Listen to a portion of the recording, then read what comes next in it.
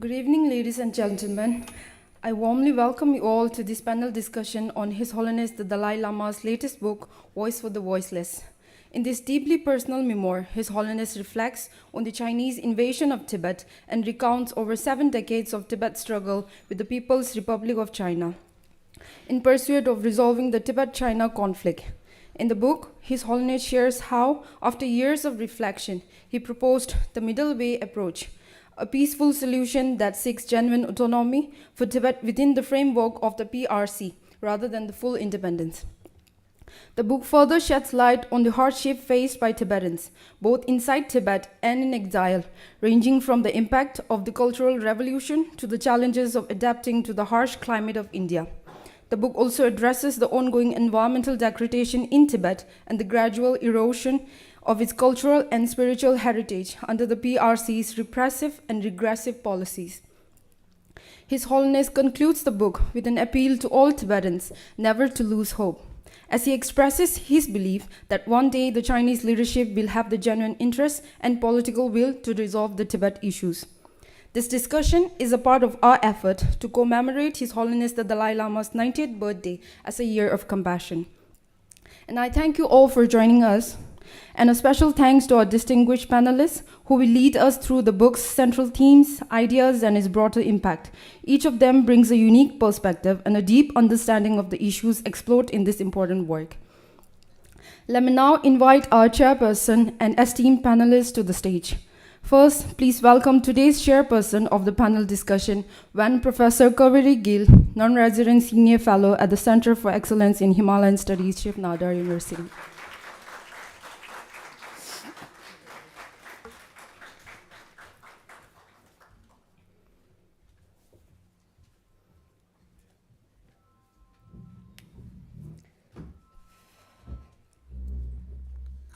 Thank you, ma'am. And now let's welcome our distinguished panelists. Please give them a big round of applause as they take the stage. First, we have Ambassador Dilip Sinha, former diplomat, public speaker, and an author.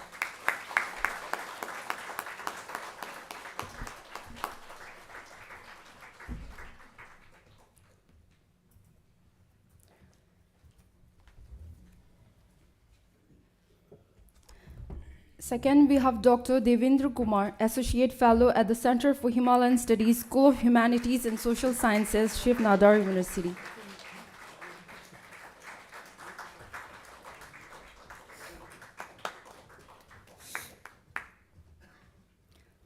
A third, we have Mr. Bhujung D. Sonamla, Tibetan writer, poet, translator, and a publisher.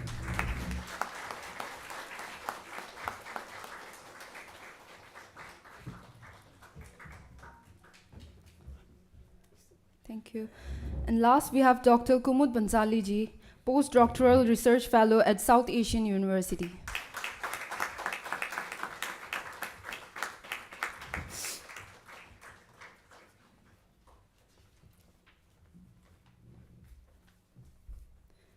Please join me in giving them all a big round of applause. Thank you, everyone. I now invite Representative Mr. Jingme Jungnila, Bureau of His Holiness the Dalai Lama, New Delhi, to deliver the welcome address.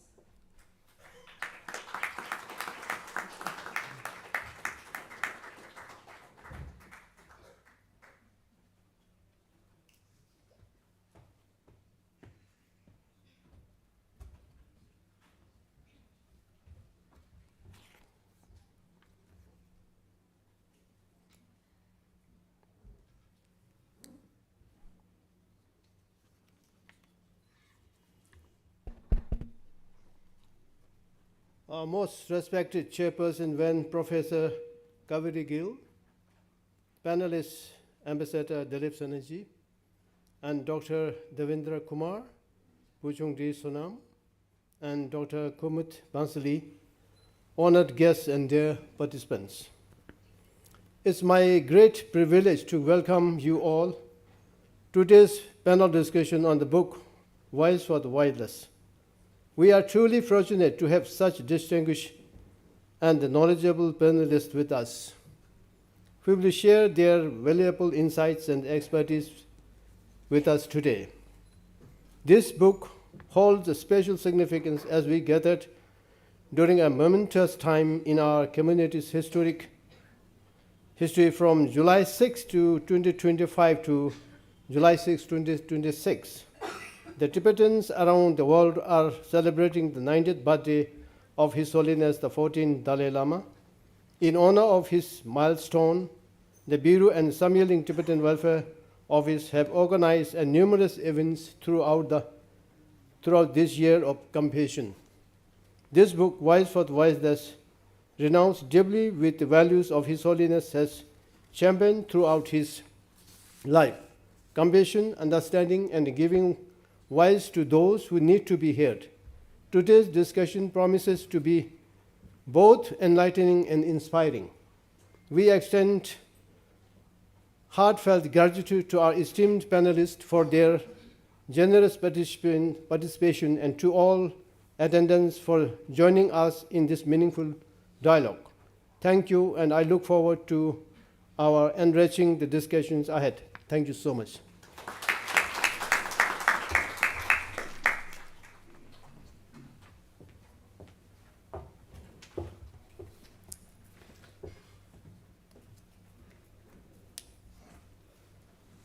Thank you, Gungula. With that, I hand over the session to our chairperson, Professor Kaveri Gill, who will guide us through today's panel discussion. Thank you, everyone.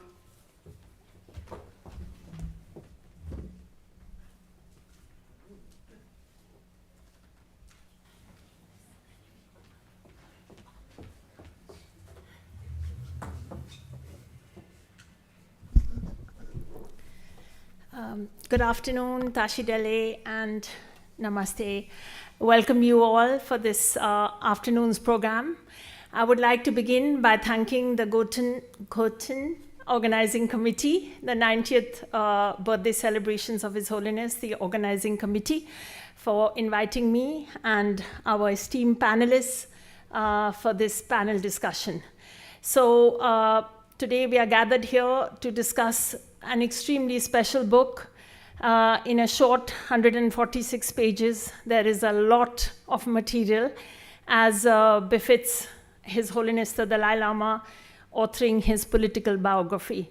So the way the program has been planned, I will set up the context and speak at the start, and then each of our esteemed panelists will speak for 20 minutes as well, and then we will open floor for Q&A.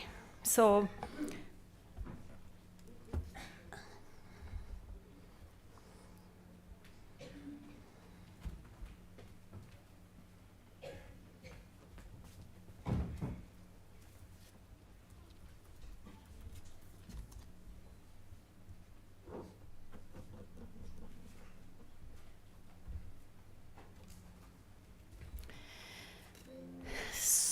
I want to start really by talking about where do we situate this book. His Holiness the Dalai Lama has 4 life commitments, and I will come to that shortly. And today, what we are gathered here really to discuss what the topic of Voice for the Voiceless is really his 3rd life commitment, and that is the preservation of Tibet. For auspiciousness, I will begin by citing a verse that I think you all know much better in Tibetan. So, enthused by great compassion, you taught the immaculate dharma to dispel all erroneous views. To you, the Buddha Gautama, I pay homage.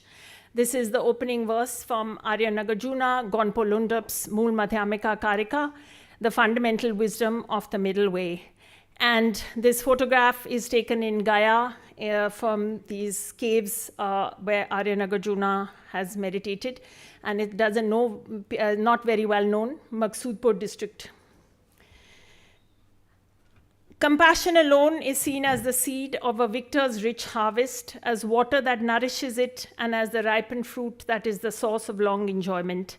Therefore, at the start, I praise compassion. And this is an extract from Acharya Chandrakriti's Madhyamika Avatara. And this text, the reason I have put also these quotations is because finally why the Buddha spoke after 49 days was out of compassion, out of altruism. And I want to situate His Holiness's life's work in the context of compassion for all beings, not just the Tibetans, though Tibet has been something that, from his recognition at the age of 2 as the 14th Dalai Lama, his enthronement at a very young age, this is a special responsibility, as he says. He says in this book that he talks about inheriting the third commitment. And in it, he says that of all his life's commitments, the promotion of universal ethics, that's the first, interreligious harmony, the second, the preservation of Tibet's identity, environment, culture, language, religion, all of it is the third, and the promotion of India's own knowledge systems, the only and most intimate charge that he inherited rather than he chose was that of Tibet. And he notes here at the start of the book, the issue is about a people's need and right to exist with a distinct language, culture, and religious heritage. Since the people inside Tibet have no freedom to speak out, it has fallen to me, especially since I came into exile in 1959, to be the voice for the voiceless. Now, as I mentioned, all His Holiness's 4 commitments are for the benefit of the entire world. It is motivated by compassion and by altruism. And of course, within that, Tibet features especially prominently, and we'll go on to see why, apart from obviously the fact that His Holiness is Tibetan. All these 4 commitments are related to the profound and vast Nalanda philosophy. If you look at the promotion of universal ethics, His Holiness has situated that with the decline of religious adherence, formal religious adherence. And although today's conflicts, when we look around the world, most of them also, the basis is religious identity, although it should not be like that, because all religions promote certain values and ethics. But the fact is that religious identity is more often than not in the 21st century a cause for strife. And in this context, he has situated universal or secular ethics as something that just requires scientific understanding, common sense, and common experience. And what the final ground, he says, is just that we need to accept 2 pillars, and that is of our shared common humanity with our desire for happiness and wish to avoid suffering, which even extends to animals, and of course, our interdependence, Tyndall, at a very, very profound and deep level. And if we accept these 2, we have a basis for universal or secular ethics. And he has put this forth because, as I'm saying, in today's world, although religion is meant to lead to certain ethics and values, the fact is that there is a lot of war and strife over this identity. So that brings us to interreligious harmony. And, this is something that he has propounded right from the start. The preservation of Tibet, with all that it entails, and the loss of which has ramifications far beyond the borders of Tibet, both in space and in time, and I'm going to touch upon that later, how the book talks about that. And of course, latterly, he has added the 4th commitment of promotion of India's own wisdom traditions, and that is His Holiness's 4th commitment. Now, to those of a non-Tibetan audience, I'm putting up a quick map to look at the territorial subdivisions of Tibet. And I have put under PRC because what are the traditional 3 provinces or chokas? What the CCP has done is to successively not just name them, as it is trying to rename Tibet Xizang now, audaciously, but it has also tried to split them up, because when you split that up administratively, there are a lot of possibilities to colonize a people, and we will have one of our panelists who will speak much more in knowledge about this. But I just want you to take a look at this map so you can see the geographical area that we are talking about. A brief chronology of His Holiness's life that is completely intertwined with Tibet's modern history, and this is recounted in Voice of the Voiceless. So at 16 years old, with China's invasion of Tibet, the Dalai Lama is compelled to assume full leadership of his people a few years before the norm. At 19 years, he travels to Beijing to understand and neutralize the colonizing intentions of a 61-year-old Chairman Mao. And while he's doing this, he's studying for his doctoral degree in philosophy in his free time with his tutor. And it really moved me because this April we had a retreat with our teacher at Tibet House, Venerable Geshe Dorji Damdullah, on the 3rd volume of Lamrim Chenmo, which is very philosophically heavy. And in this book, His Holiness writes that he was studying that very text with his tutor in Beijing in his free time when he was not trying to engage with Chairman Mao and also be the elder brother to Panchen Lama, who was only even younger than him, 16 years old. At 24 years, he sits his doctoral exams with a rigorous public debate, as you know the system. Viva, he gains a summa cum laude doctoral degree, what we would call distinguished degree, Geshe Larampa, and normally takes 22 years, and thereafter he shortly escapes to India. In exile, he very quickly asks and requests Nehru successfully for designated Tibetan settlements and schools. All that has been institutionally and intellectually destroyed in Tibet is painstakingly recreated. From monasteries, traditional medicine centers, libraries, even performing and visual arts, Tipa, Nobulinka, everything. And a government in exile is newly set up. Politically, the cause of an independent Tibet is taken to the great powers and international Bretton Woods fora, such as the UN, to little effect. And today we are seeing that in other contexts, what is the kind of operation of these Bretton Woods institutions vis-a-vis other genocides and everything going on. In the 1970s, a strategy of appealing to the fourth refuge of the international community impels the Dalai Lama to begin traveling and teaching across the globe, where he spreads the Nalanda philosophy then, as a consequence.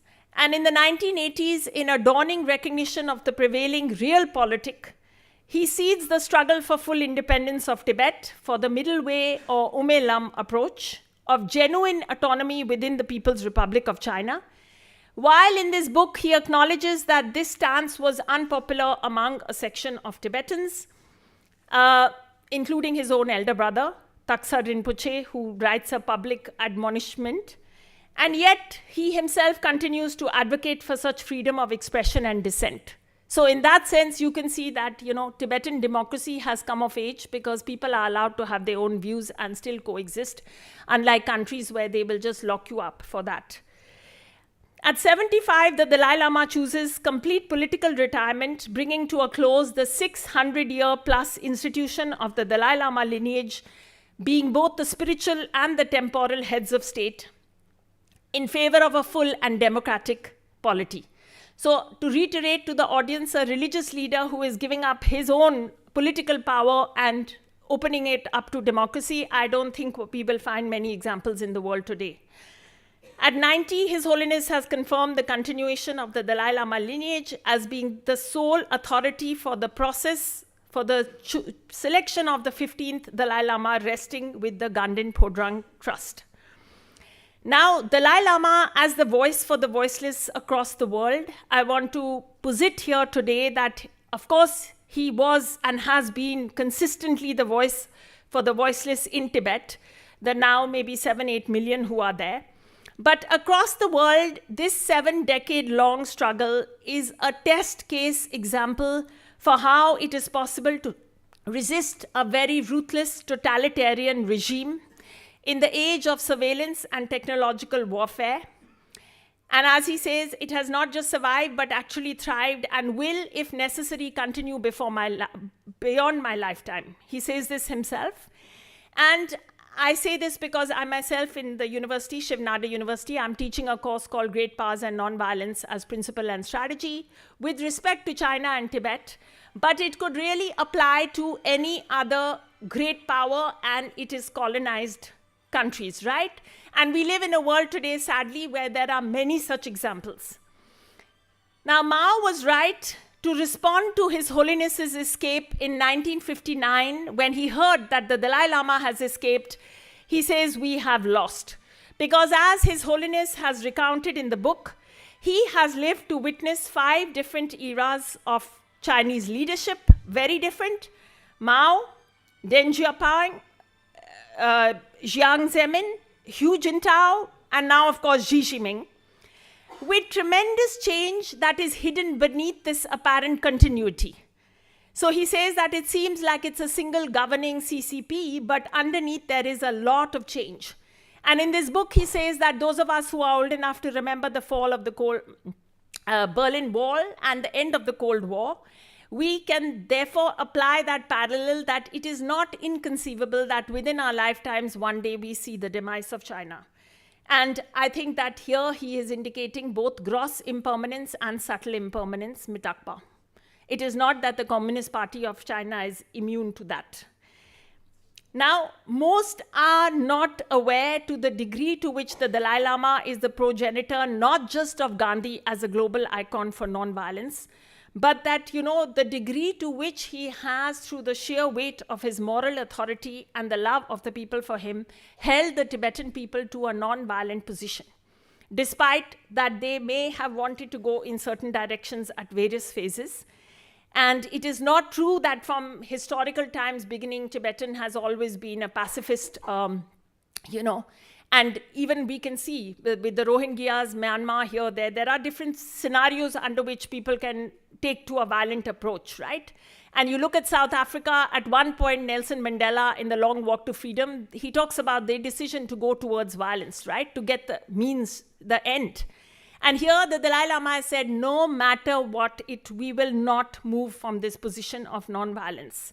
It has been, when you read this book, that is the part that really made me so emotional at some points. He talks about dealing as a monastic, that he cannot lie because he has vows about that, and then he cannot undertake certain things also. He talks about that. And really, when I think about the fact of a real practitioner being also a political leader in such challenging circumstances, that is a whole different part that is very, very movingly written up in this book.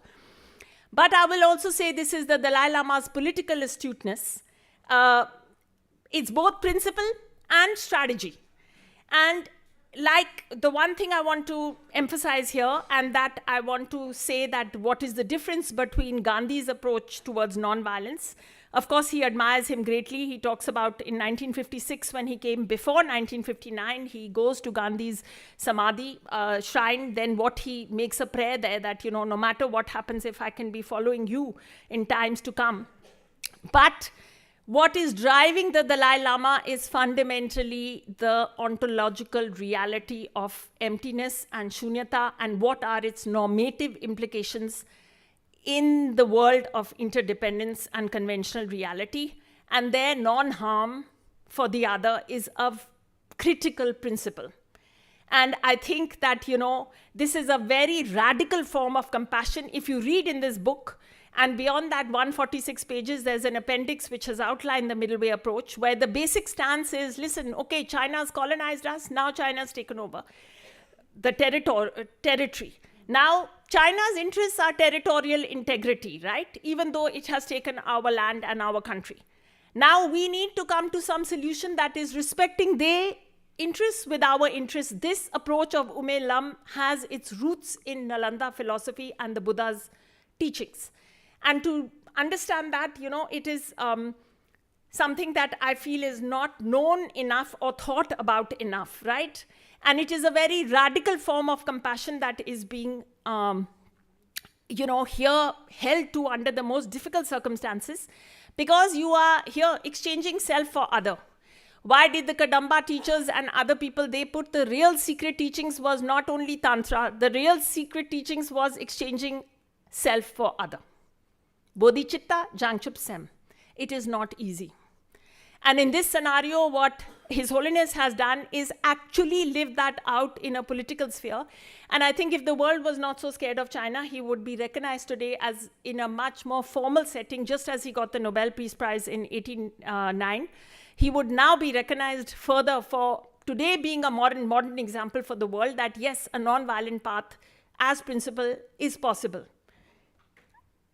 And of course, it's not easy because, as I'm saying, Tibetans are facing colonial boarding school, illegal DNA testing, mass displacement, dislocation, arbitrary illegal detentions, pervasive cultural, religious, linguistic, genocidal intent. That is what is going on and has been going on. But because, this ground of the philosophy on which His Holiness is expounding non-harm and non-violence as absolutely not an option. That is something that then allows him to theorize what a lot of modern academics are unable to do, which is interdependence as a foundation for a global political community. And now, I mean, he outlines in this book also the trajectory of moving to a middle way approach from approach of, complete independence. And he outlines what does this mean. So that is in the appendix of the book. That's given very clearly that complete self-governance in education, religious, cultural affairs, environment, local economy, even local law and order. And he says, one thing I realized that from our side, if our side insisted on our goal of restoring Tibet's independence, this would mean the Tibetans might even have to consider the possibility of a prolonged armed struggle against communist China, which would not just be impractical, but in fact suicidal. I vividly recall what Prime Minister Nehru said about the unrealistic nature of our quest for restoring Tibet's independence, that the United States is not going to go to war with China for the sake of Tibet. So those of us who are students of geopolitics, international relations, we may recognize such a scenario for many other countries in the world. When it comes to great power interests, even now we can see that they own economic interests and everything. They will often do away with human rights that they otherwise talk a lot about. So that is something that, we have to accept. And as I shared earlier, this 5-point peace plan, Strasbourg proposal of 1988, where he first outlined such an approach, the reactions to it, this is all outlined in this very small, short book. So in short, it is his political autobiography in his own voice and his own, and I think as a companion volume, if one reads Lodi Gyari's book, which I think I need 1 year off to read, it's that fact. I think that tells you the inner details of everything that went on, in terms of how much the Tibetan side has tried to reach a negotiation, and I think the blame for this, if they have not succeeded in His Holiness's lifetime, is going to be squarely laid at the doors of the CCP. Now, I want to show you a quick map of Tibet in the ecological importance. And here's where I come to that, standing as an Indian here before you and within India, I want to say that Tibet's issue is not Tibet's problem alone. It has never been, and they have also tired of telling us for 70 years. It is not just, in fact, only India's problem. It is the whole of the Asian belts. When you look at the water wars, and we are seeing this now with Brahmaputra and all already starting. And to be honest, even we, though, haven't been so this thing to play that card when required. But these are the kind of factors where it is complete. From an economist's point of view, you would say these are collective action problems. And these are not limited to the, just Tibetans bothered about the survival of Tibet. This is something the whole world needs to think about, and, to ignore it or to not tackle all this is at our own cost. And another thing I want to point out, that all the green washing that is going on, the Tesla cars, all the lithium mining, everything is going on in Tibet, which is a colonized place. So all of that is also taking place there. And here we can situate it in the broader games of capitalism, late stage capitalism that we are seeing, and we need to think about that. But as was said in the opening panel, the introducer of this, His Holiness looks ahead with hope, with resolution. There's a beautiful part where he talks about a chapter, how he has dealt with suffering and what he does when he has confronted. And he looks ahead with hope. He says that since Tibet is an existential crisis, it's important for the whole world. We do not have the luxury of giving up. And he says, which was very sad to read again, that although at one point there might have been a genuine wish and desire to resolve the issue of Tibet through negotiation, there was neither the courage nor the necessary political will to do so on the part of the Chinese leadership. So here, as I said, even that Tibetans have made this huge accommodation of the middle way approach, it has not been taken up. And, this long-standing issue of Tibet, which will be laid squarely at the blame will be laid at the CCP's doorstep, because there are now 200 million Chinese Buddhists. And I was just learnt today itself that many of these Buddhists are turning to Tibetan teachers. And so when you look at the long arc of history and what victory might look like in such a non-violent approach, then this is a victory, right? Because already within the lifetime of His Holiness, you are seeing that such a kind of an influence. And historically, if you look, Tibetan Dharma teachers becoming the teachers to Mongolian and other kings is when then the kingdom started expanding in the reverse direction. So perhaps we'll see that cyclical thing going on, right? Because geopolitics is a short kind of a lens when you look at it from this other point. Finally, His Holiness ends with saying to Tibetans to always stay strong in their existential struggle, and if you fall 9 times, you get up 9 times. To his lifelong hosts, Indians, to continue to extend their support as long as needed. And I will say here from the stage, because the last time that was here, the late Shri Kapila Vatsayanji was on a panel with the Most Venerable Samdong Rinpoche. And this was the Thank You India celebrations. And she was in a very fiery mood. And she gave India a good scold. And she was saying that, if you want to know your own traditions, you need to know the Tibetan tradition. And this is very true. I will say this as a student of this philosophy, that because all these philosophies have come into being through dialectical discussion with each other, you cannot know your own traditions if you do not preserve the Tibetan tradition. And the second point is that to the degree that China is wanting to make Buddhism a soft power issue, then the fact that we are the home of Buddha Shakyamuni and all the teachings, and the Tibetans have kept it alive for 1100 years, is our problem now. If Indians are not willing to keep up this living tradition by back translating and doing all the hard work that is required, archiving and others, then we can only blame ourselves. This is again not the problem only of Tibetans. And lastly, to the Chinese brothers and sisters to stand with Tibetans, for it is finally in their own interests. And here I do say to Chinese brothers and sisters that during COVID and all, you yourself felt the heat of your, state.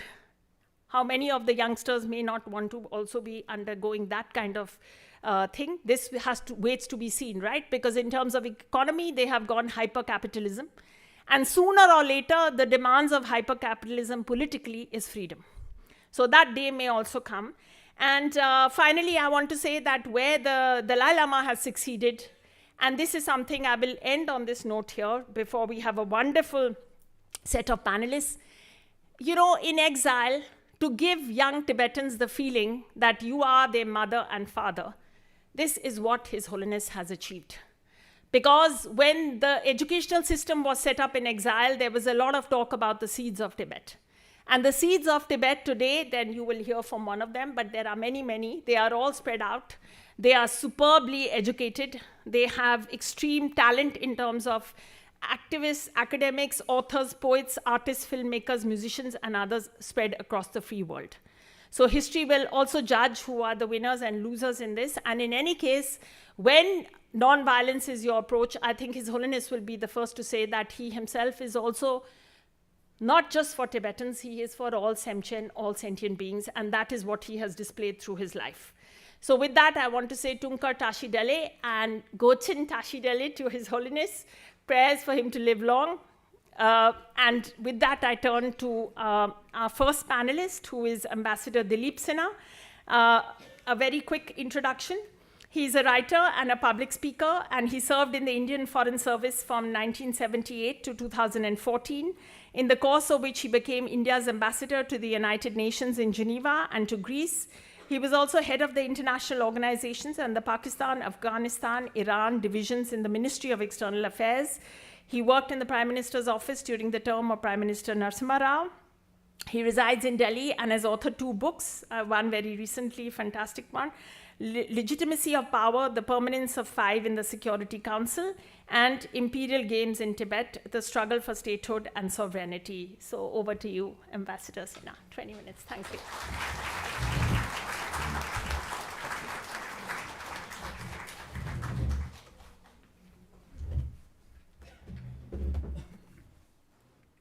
Thank you, Professor Gill, Mr. Jingme Jungne, Dr. Devendra Kumar, Mr. Bhuchung Sonam, Dr. Kumud Bhansali.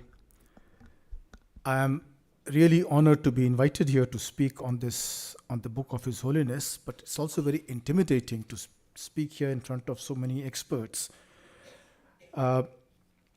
This book, obviously I've read it, but I had not read the earlier books of His Holiness, so I tried to make myself familiar with his earlier writings, and I was most surprised to find that he has 142 books to his credit, which makes him one of the most prolific writers in the world.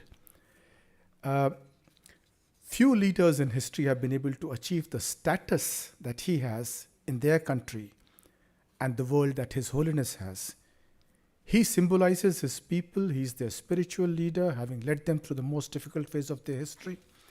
He has raised their struggle to the global stage, giving it a moral context and a universal appeal. He has been able to inspire his people to abide by nonviolence and uphold ethical values that he himself is committed to. This has raised him to the rarefied class of political leaders. And I can think of only two really national leaders, Mahatma Gandhi and Nelson Mandela, who fall in this category. Martin Luther King is another, but then he was not really, he was an important leader, but he wasn't the leader of his country. But in this day and age, to have such leaders is a rarity. Now, His Holiness, of course, has had a very tumultuous life. Recognized as the Dalai Lama at the age of 2, put through rigorous training as a Buddhist monk, made the temporal leader of his country at age 16, and immediately forced to flee the capital because of China's invasion, abandoned by the world at that time, and compelled to sign an agreement with the invader. He made a valiant attempt to live in peace with the occupier, but in vain, and at age 25 he was forced to take refuge in India. It is through this trial by fire that His Holiness rose to his present stature as a leader of his people, and more importantly, as an ethical compass for the whole world. I mentioned about his writings. This particular book, of course, The Voice for Voiceless, is very aptly titled because while he has written it in the context of his own countries and his own struggle, the book transcends, as does his life, and becomes universal in its relevance. I will refer to two of his earlier books which capture the manner in which he has been able to extend the appeal of his teachings. In 2010, he wrote his spiritual autobiography, in which he talked about his own personal journey as a Buddhist monk and as a Dalai Lama. And then he talked about his exploration of human values, of inner peace, and the need for promoting harmony among all religions, and of kinship of all faiths.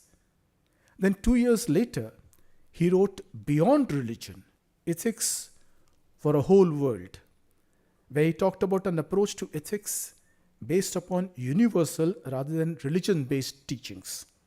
He wrote that it is possible to be happy through an ethical and spiritual life, not necessarily based on religious dogmas.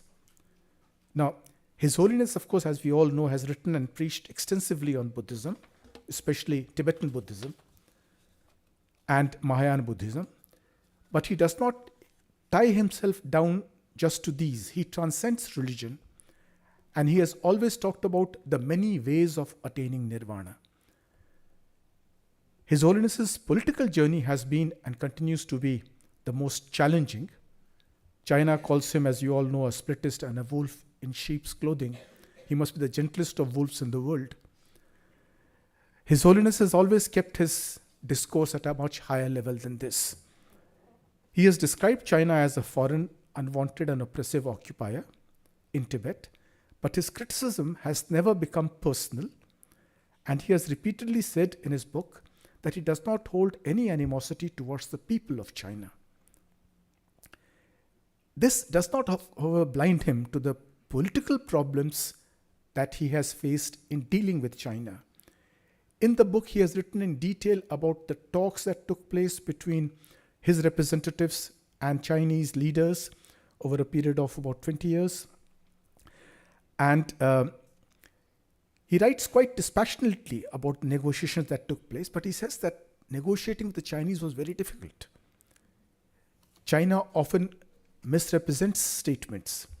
You remember in 1988, even after His Holiness had publicly announced that he was not seeking independence, in the Strasbourg proposals.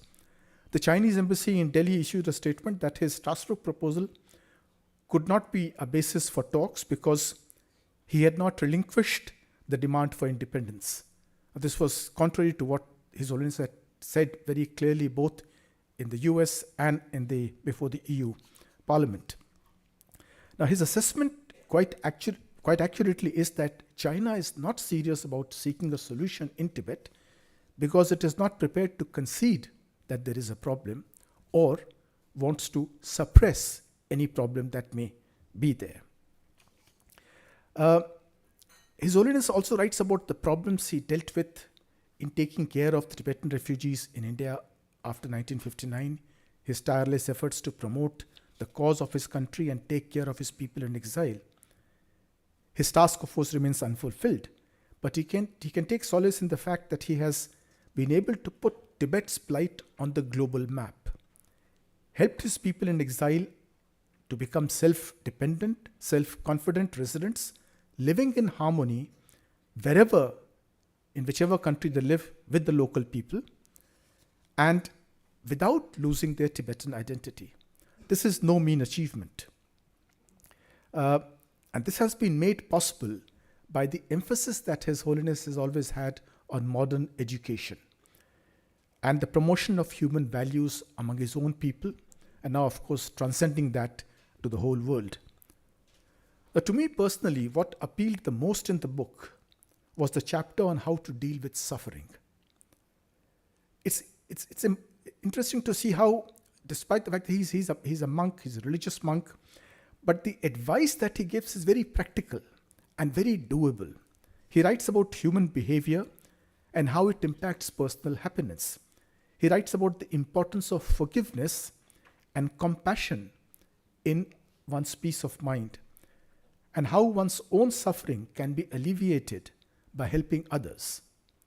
He cautions against turning into destructive or negative emotions, which often exacerbate one's own suffering. So this idea that you can overcome your own personal suffering by reaching out to others and helping others helps you overcome.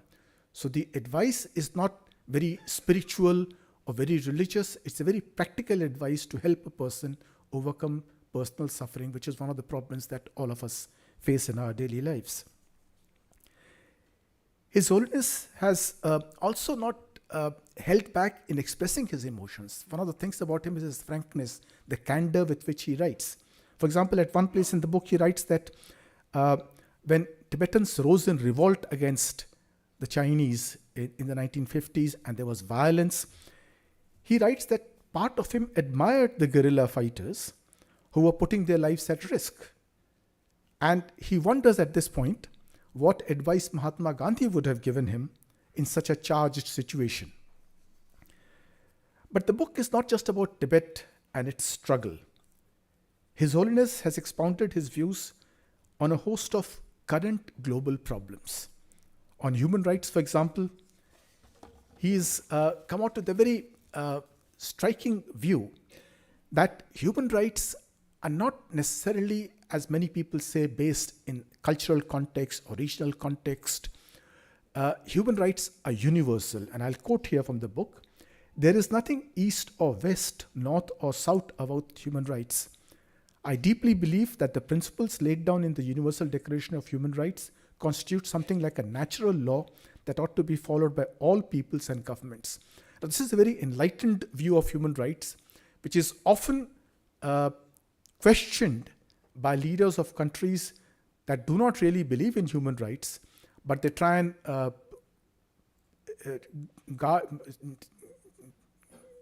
cover up their suppression of human rights in their own countries by saying that human rights have to be seen in a cultural context or in a different context, and that they are not universal. His Holiness has also strongly emphasized concepts like protecting the environment and written about the damage that's being done to Tibet by the Chinese occupation.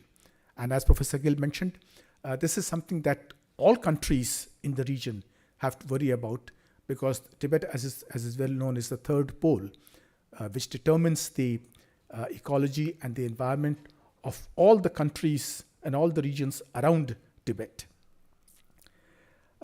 His Holiness, there is a particular anecdote that's very interesting in the book, where he talks about a young man from Inner Mongolia who met him in Paris when he had gone there. And this young man was the grandson of a PLA soldier from Inner Mongolia.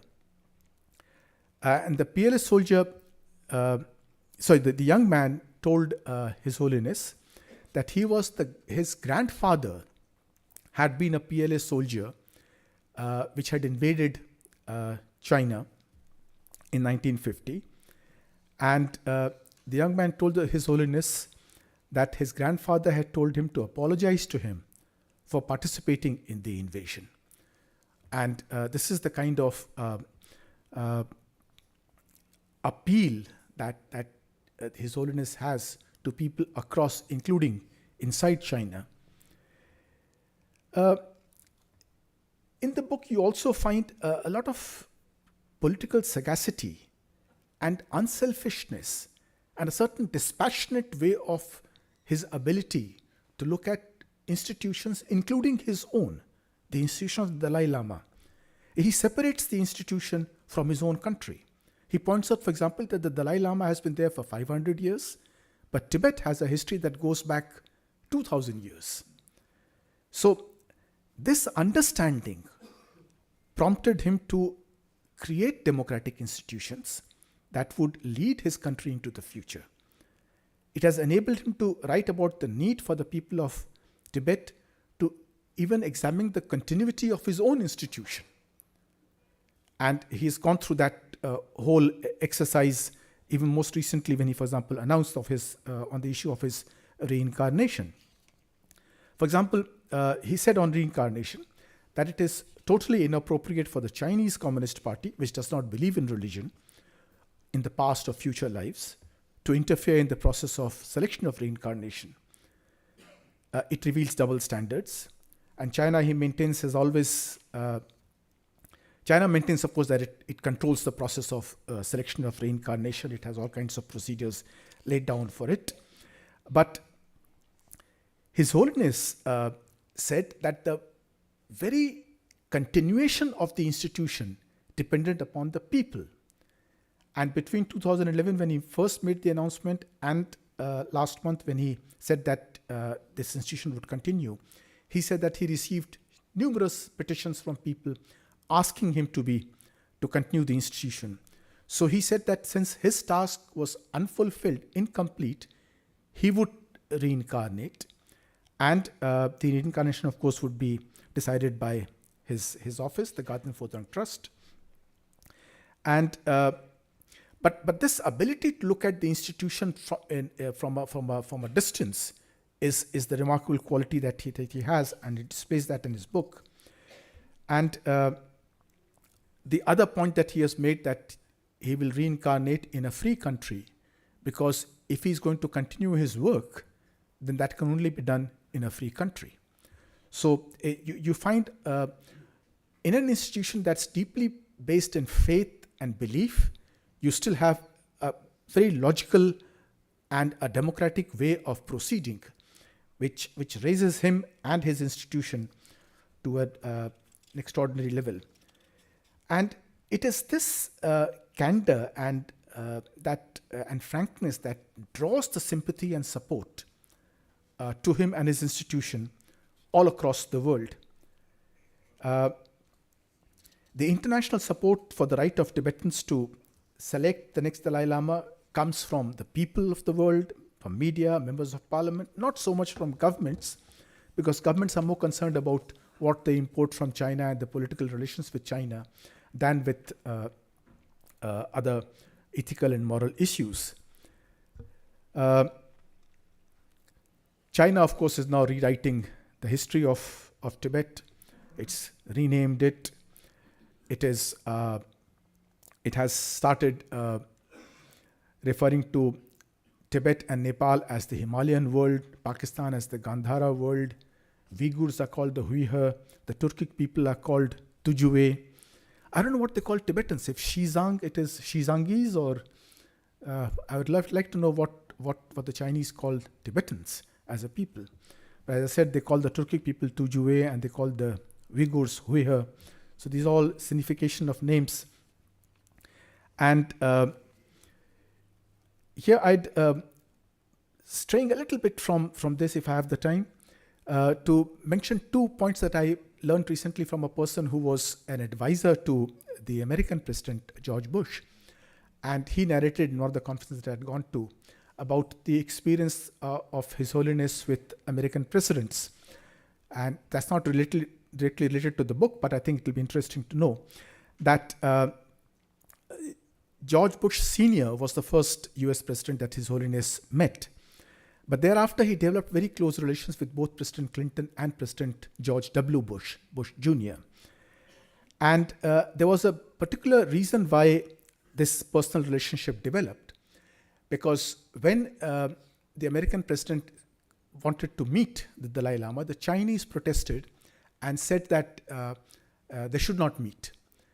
But if at all the US president received His Holiness, it should not be in his Oval Office. It could be anywhere else. So the president received His Holiness in the private quarters of the White House. Now this meant that the interaction became more informal and far more intimate. And as a result, both with President Clinton and with President Bush, His Holiness developed very close personal relations. And in fact, at one point, the advisor advised George W. Bush to visit Mongolia. And Bush was not sure, so he asked His Holiness whether he should visit Mongolia. And His Holiness said, of course you should visit Mongolia. It would be a great idea. So George Bush went there in 2005. And that was the only visit of a US president to Mongolia so far. And of course, Bush raised Tibet with both Chiang Zemin and Hu Jintao in his meetings. President Obama did not meet His Holiness in the early years, but in 2014 he finally met him in the map room. So these are some little anecdotes of his life that show how His Holiness has been able to raise the profile of the Tibetan issue internationally. Of course, in the case of most countries, they support more the human rights issue than the right of self-determination. Although in the US Resolve Tibet Act, you would have noticed that the right of self-determination has also been supported. So that's a very important development, because quite apart from protecting or espousing the defense of human rights in Tibet is the importance of espousing the right of self-determination of the people of Tibet. And one hopes that, and one is certain that this book will, in its very simple and remarkably lucid way, where it moves very smoothly from spiritual, religious issues to political issues, will bring to the people of the world, in simple language, the problems that the people of Tibet are facing, and it will help promote the cause and increase international support for the Tibetan cause. I thank you for this opportunity.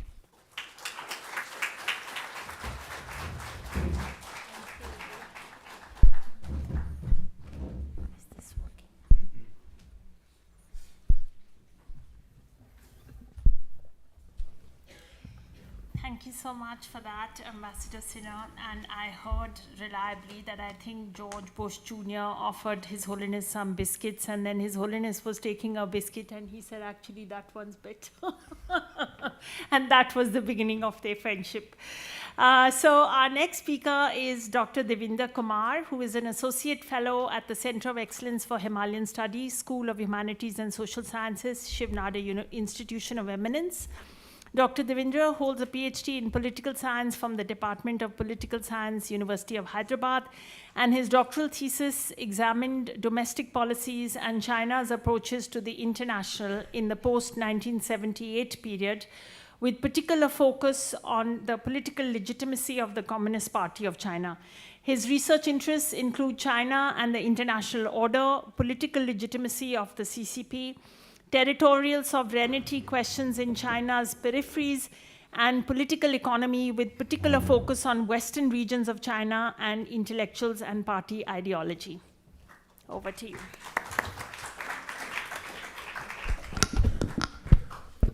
Okay, good afternoon everyone. Let me begin by thanking the organizing committee and Professor Kaveri for this opportunity to be part of this excellent panel. As Ambassador Sinha mentioned, that there are several books written by Dalai Lama and written on the Dalai Lama by others. But this book came at a particular point of time, and that context is very important. So when this book came out, I read it again after the July 2nd statement on his reincarnation. And that context for me is very important to understand the book. And therefore I take this book as not as a biography, because it doesn't talk much about his life as an individual, but it is a political statement, or what Professor Kaveri Gill said, it's a political autobiography. There are two issues that I'll talk about in the context of the July 2nd statement and Chinese reactions to his decision. So when the Dalai Lama made a statement on 2nd saying, a short statement saying that the institution of Dalai Lama will continue. Second, that no other party has any right to interfere in that decision. And third, and then we had quite expected, Chinese reactions to this statement. And Chinese statements highlighted two issues. One is the question of sovereignty. Another is whether there is a possibility for political solution to the Tibet question. And so let me begin by dissecting the question of the sovereignty and then the Chinese reactions. There are three aspects of it. One, Chinese reactions highlighted that only Chinese government has authority and right to authorize the next reincarnation, right? Second, that whether or not the Dalai Lama, the current Dalai Lama, 14th Dalai Lama, does not have right to decide on his reincarnation, and it is the people of Tibet inside PRC who will decide the this thing. Second, so first aspect of sovereignty is who controls the decision over reincarnation and the cultural and spiritual questions that Tibetans should be deciding. Another question that, another aspect of sovereignty in this statement is the question of legitimacy. And I'll talk about it in next few minutes about how this dimension reflects or translates into what China is doing on the ground. And the third dimension is external recognition, or what others should be talking about or looking at this issue. So let me begin talk about control.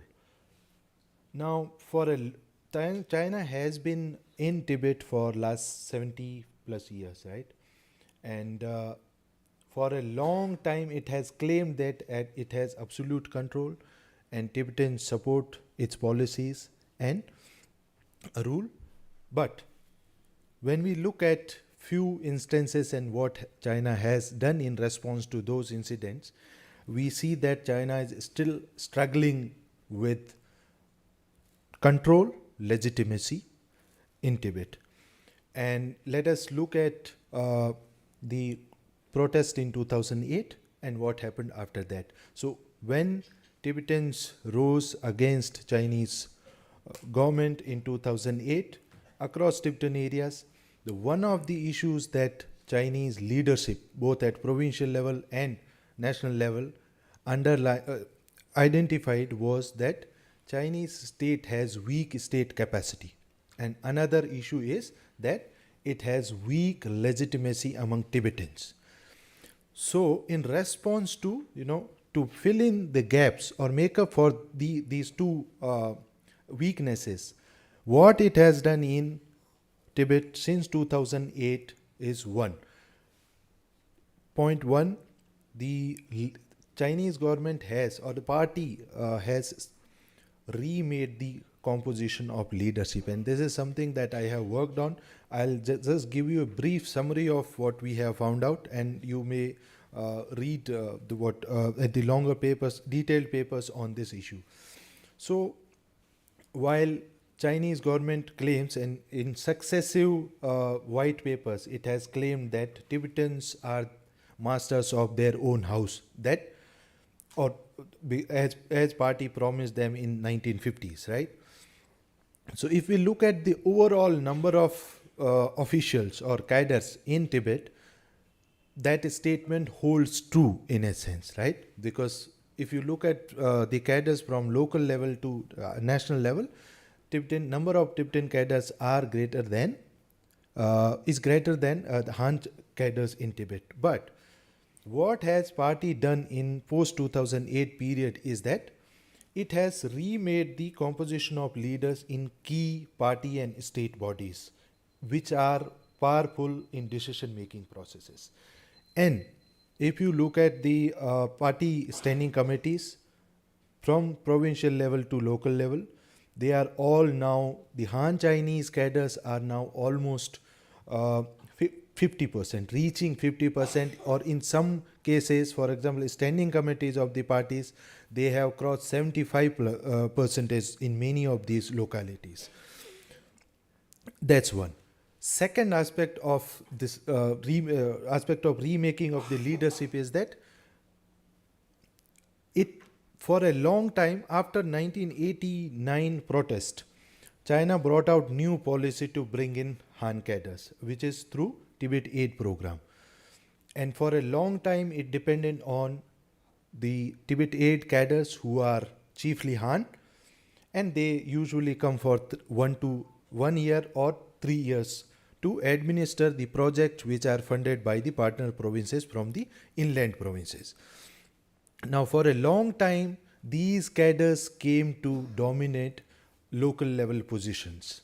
But in 2008, the party identified that even though we have, let's say, party secretaries of the counties or districts, majority of them have been Tibet Aid cadres who are Han, but they have not been able to prevent Tibetans from rising against the party. Now, this led to a change in the strategy, and what they did after that is that the Han Chinese, who have been descendants of the first or second generation Hans who came with the PLA, or later as part of party's program to send aid to Tibet cadres in 60s, 70s and 80s, they have come to dominate certain powerful party and state bodies at provincial and increasingly at lower levels. Third, that most of the institutions, for example, public security bureaus, foreign affairs offices, courts, procurates, all these institutions have seen massive investment in terms of money, their expansion, etc., to make up for the weaknesses in state capacity. Okay. Now, the second aspect is that for a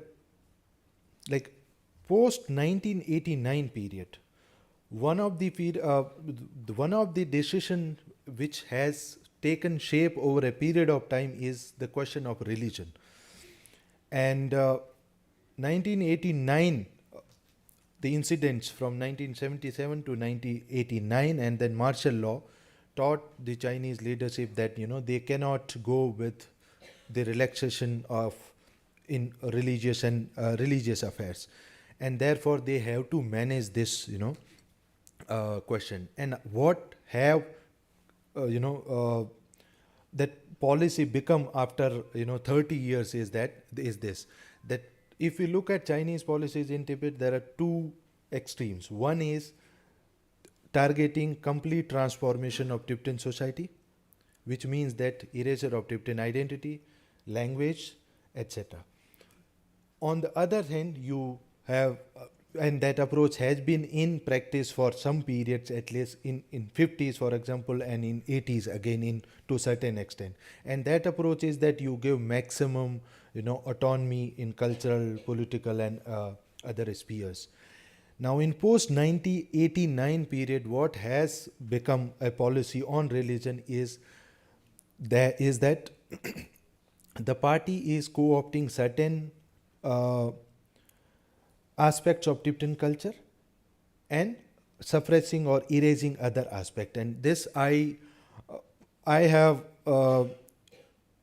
formulated it as a it's like heritization, or making Tibetan culture and identity as a heritage, not as a living culture, which is again then because it becomes a problem, because when Tibetans have a living culture identity, it will always be a question, it will always be part of the challenge to Chinese sovereignty. And the third aspect is that China has invested quite a lot in external propaganda and making sure that other countries, other actors in outside China, they recognize Chinese sovereignty or Tibet.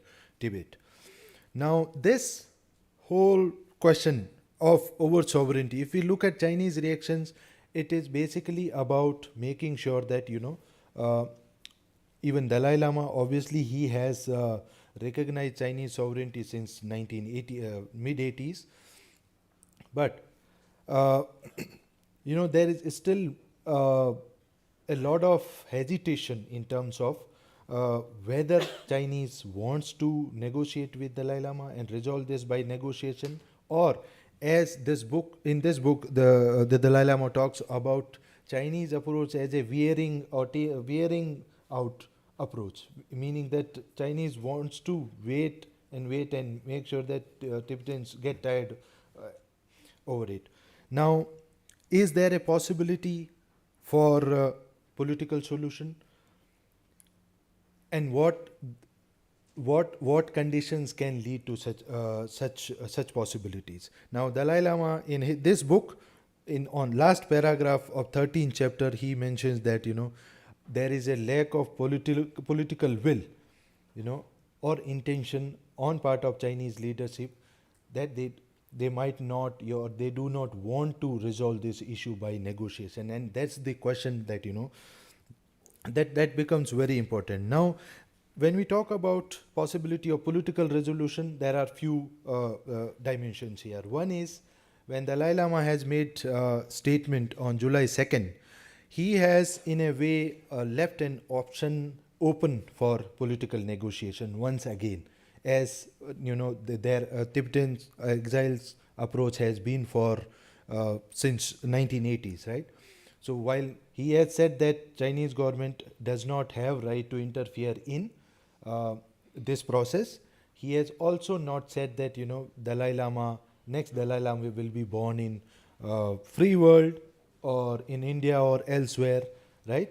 So that option is open, because Chinese have again and again said that next Dalai Lama will be born in PRC. That's one possibility. Another possibility is because it relates to the changing internal dynamics, and it has to do with Tibetan leadership within Tibet. And I want to bring to your notice the differences between Tibetan leadership in early 90s, when the Panchen Lama issue came up, and now in the third decade of 21st century. So initially, as you all know, that the process of identifying 11th Panchen Lama took almost 5 years or more, right? From 89 to 1995. And initially, as we also get this from this book, that Chinese government was receptive to this idea at least the central government was receptive to this idea that, whatever the Dalai Lama and the Tashi Lhunpo monastery and people within Tibet decide, they'll go with that. And that, I think, worked for 2 to 3 years. And what changed? Suddenly in 1993 or 94, the people who were part of this team, some of them were arrested, and then they recognized alternative Panchen Lama. And one of the reasons why I think there was a change from the initial position in Chinese position on the reincarnation of Panchen Lama was the Tibetan leadership within Tibet, and especially Tibet Autonomous Region, right? And that leadership came from or emerged from a different era, period. That is cultural revolution. And they were more radical, and they were retained despite the fact that cultural revolution era leadership was purged throughout China in other parts of the country. But in Tibet, they were retained. There are few reasons why they were retained. One is that they did not have an alternative leadership, Tibetan leadership, who could be installed, because they also need Tibetan leadership, even though it's for name. So they were retained. Second is that, the alternatives were not aligning with what the party wants. So the leadership which was there already, their ideology and positions on religion, Dalai Lama, and their willingness to speak against Dalai Lama was some of the reasons that suited politically to keep them there. Now this has changed in last 30 years, and partly it has to be, it is part of natural process in the sense that, there have been socio-economic changes, and Tibetans have also, have been part of the education trajectory, and they studied in China. Most of them are now college graduates or postgraduates, and they joined civil service and have risen.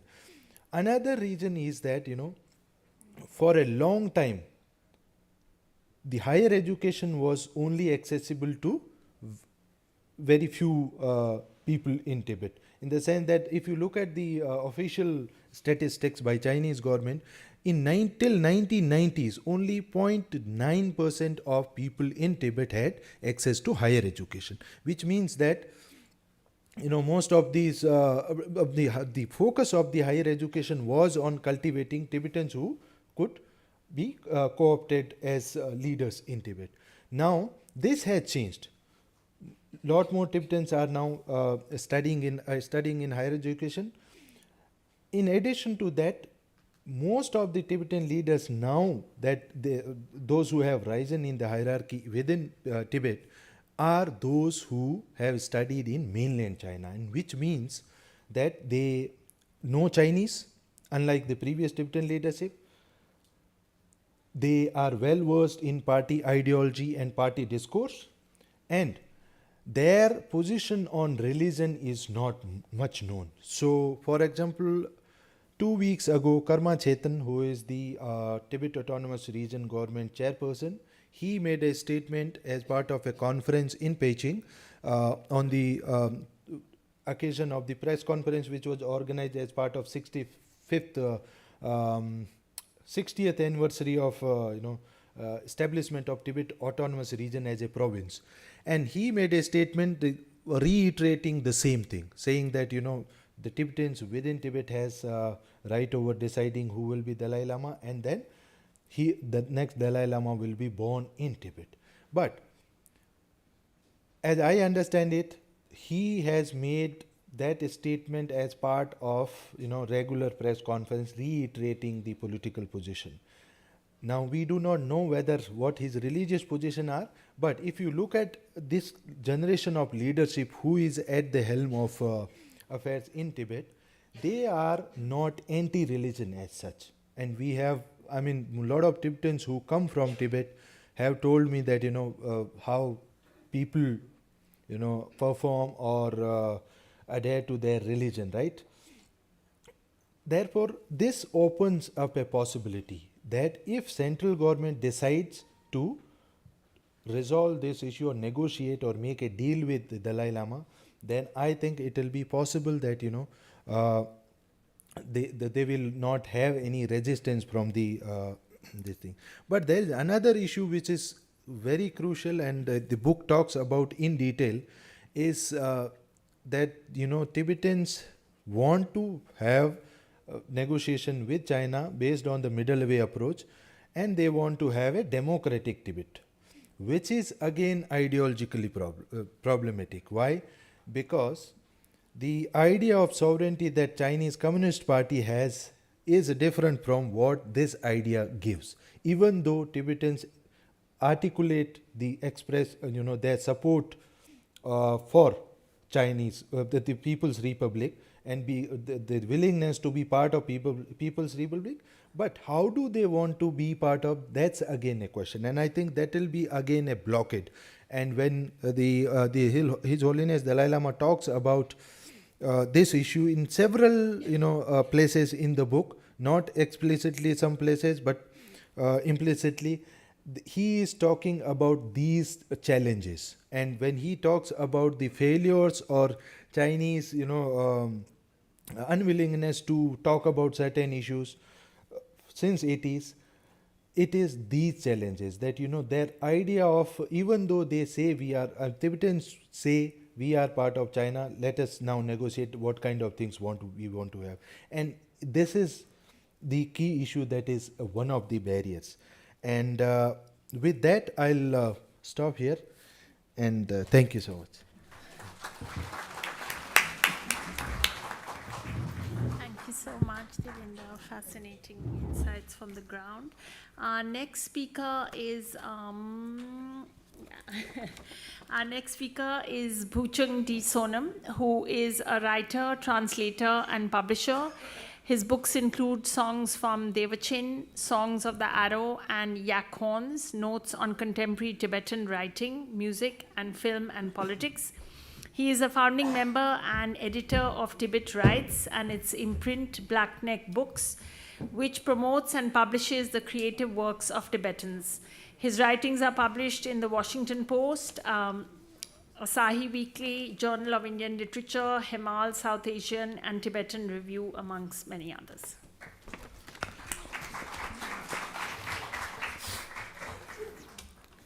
Tostele. Top mixi the pina chance jegment the ra. Mixi the magun kuna yigatung the ra. Mixi the pisha. Ani Huri Shinji Mangwishwich Pesha, Hani Tuchena, Samula Testele, Danang Shingi, Tadone, Huripina singing over in it, Samula Testele.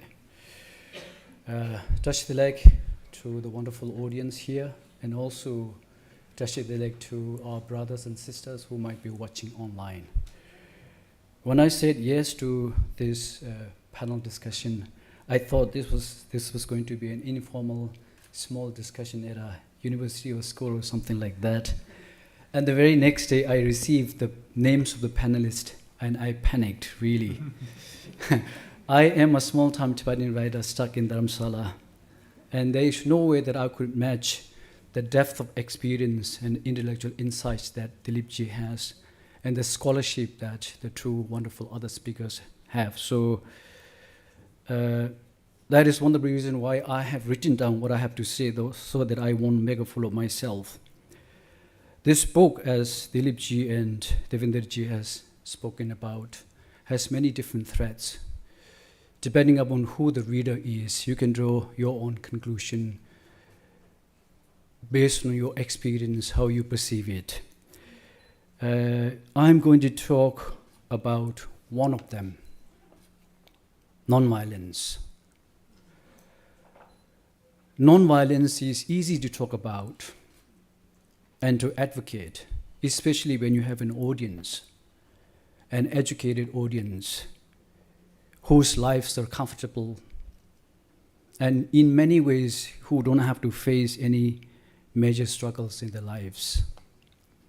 As they say, it is easy on the tongue and sweet to the ears.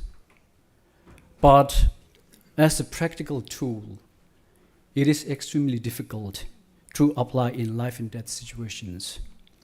In our case, against an adversary who is powerful, ruthless, and refuses to acknowledge that Tibet as a nation and Tibetan as a people even exist.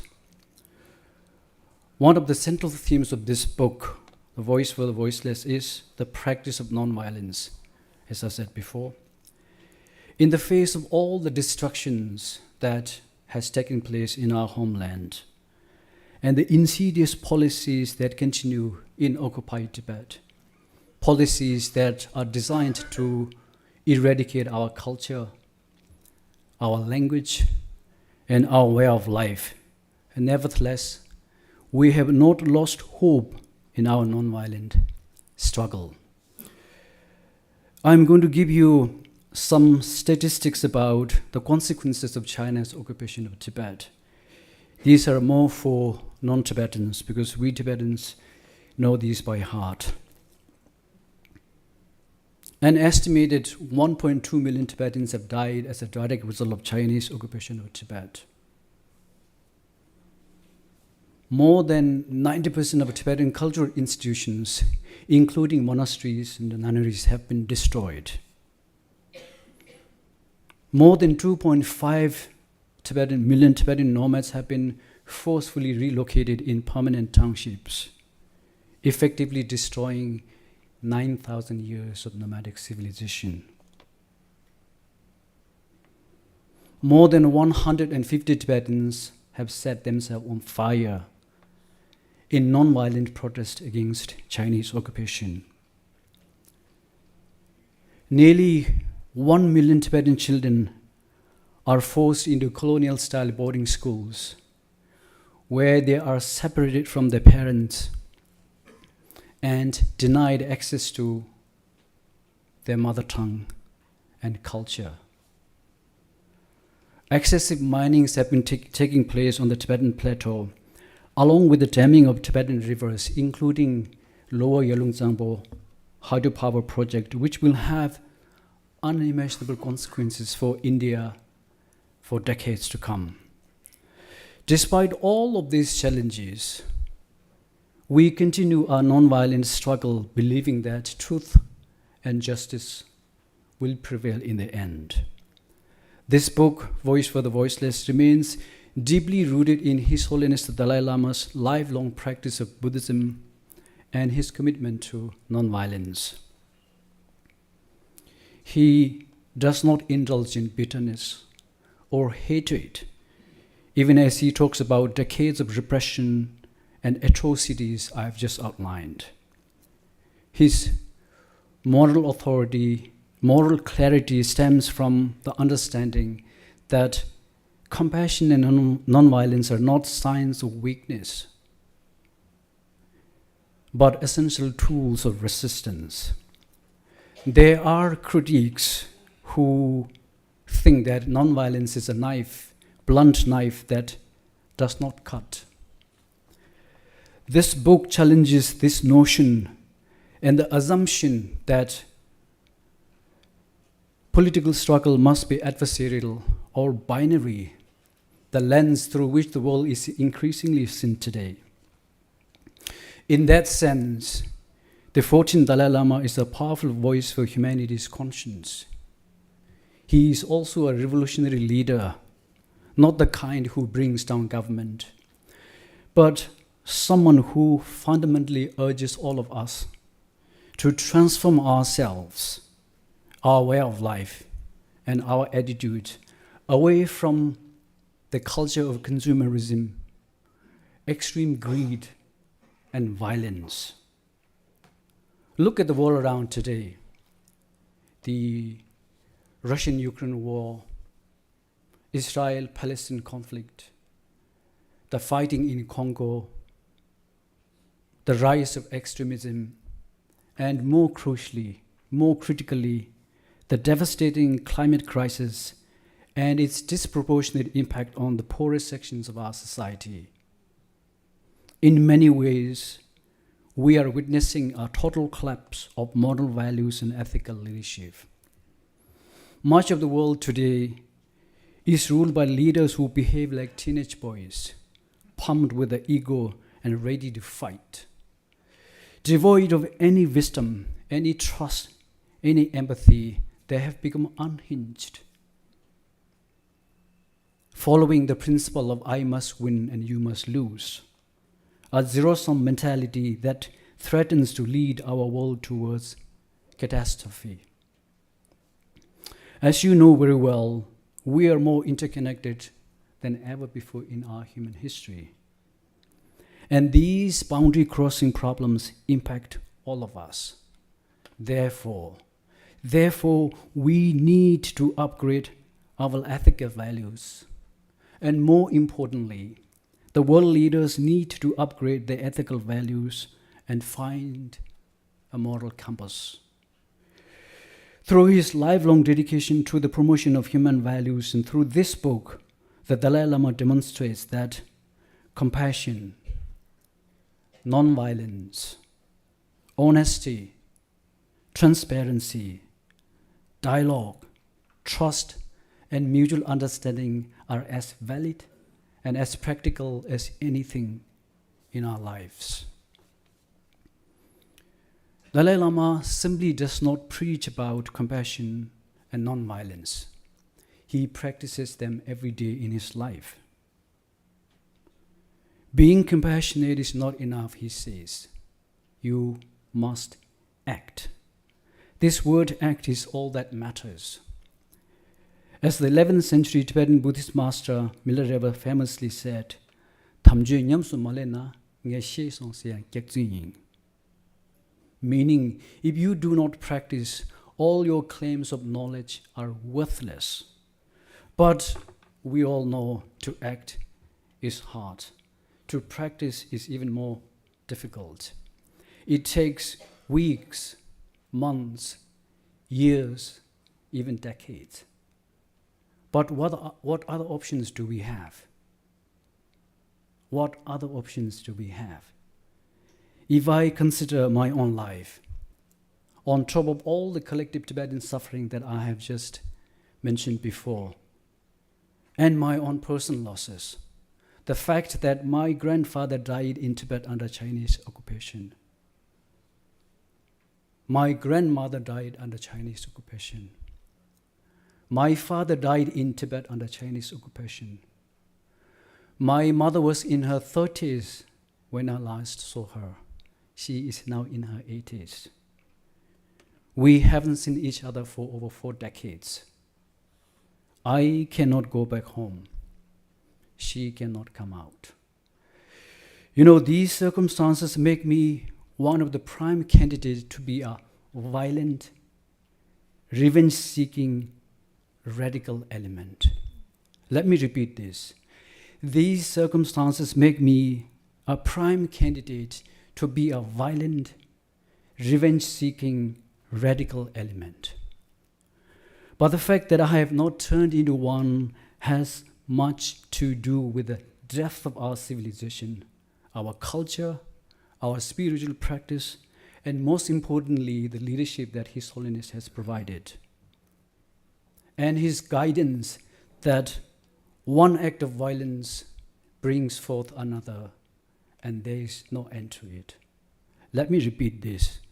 One act of violence brings forth another, and there is no end to it. These are, I think, some of the powerful lessons and the values that this book offers to the general readership. For the Tibetans in particular, His Holiness makes it very clear in this book that Tibet was an independent country now under Chinese occupation, and that we are pursuing a non-violent path to resolve this conflict. In doing so, he writes that there is no room for ceremony or pretension, and advocates the Tibetans to look hard into the reality of Chinese occupation of Tibet today. His Holiness also reminds us that nations and countries belong to the people, not to the government. No matter how enduring or powerful they may appear at any point of time, governments come and go, but the people always remain. And he reminds the Tibetans again that no matter how long it will take, we will fight for our freedom. And as Buddhists, we always say, nothing is permanent. Nothing is permanent, not even occupation. Thank you.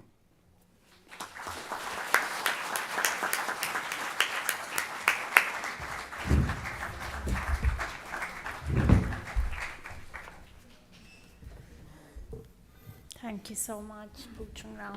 Worth convincing you to come here. Our last speaker this afternoon is Dr. Kumud Pansali, who is a postdoctoral research fellow in the project Antimicrobial Resistance and Labor Migration Across Healthcare Boundaries in Northern South Asia, which is an interdisciplinary collaboration between South Asian University, New Delhi, and Aarhus University, Denmark. She holds an MA in Sociology from CSS GNU and a PhD from SAU New Delhi, where she trained as an economic anthropologist. Upon completing her PhD, Kumud worked as an assistant professor at Symbiosis International University, where she taught courses in anthropology, introduction to research, and critical and academic writing at the undergraduate liberal arts college. Before coming to academia, Kumud worked in corporate and consulting with AP Muller-Meck and Tata Consultancy Services. She has experience working with young people in arts-based social change projects in Delhi and has been a student and practitioner of Buddhist philosophy and psychology since 2015. Kumud has presented papers at national and international conferences. Her academic writing has appeared in Anthropology of Work Review, Café Dissensus, and EPW Engage. And short fiction has appeared in Childhood Matters by Anthropos India Foundation and City, a quarterly journal of South Asian literature. Over to you, Kumud. Thank you, Venerable. Tashidelek, and a very good evening now to everyone. It is indeed an honor and a privilege to find myself in the company of such vibrant audience. I thank the organizers, Delhi Ghoton Organizing Committee, for their invitation to share my experiences of reading His Holiness's latest autobiography, Voice for the Voiceless, to mark the continuing celebrations of the 90th birthday of His Holiness the 14th Dalai Lama, also being celebrated as the Year of Compassion. To be in the presence of such an esteemed chair and panel and guests, which also include venerable monks and nuns, on this rare occasion is nothing but humbling for me. I also want to thank my teacher, Venerable Geshe Dorje Damdula, for gifting this book to me and for all the teachings we continue to receive as students of the Nalanda courses offered by Tibet House, the cultural center of His Holiness the 14th Dalai Lama. So today I present my thoughts here not as an expert on Tibet, which I am not, nor do I share the positionality of being a Tibetan, but I present myself as an educator, a role I really cherish. And I bring to the audience my reading of chapters which I recommend that all young students, all young people must read.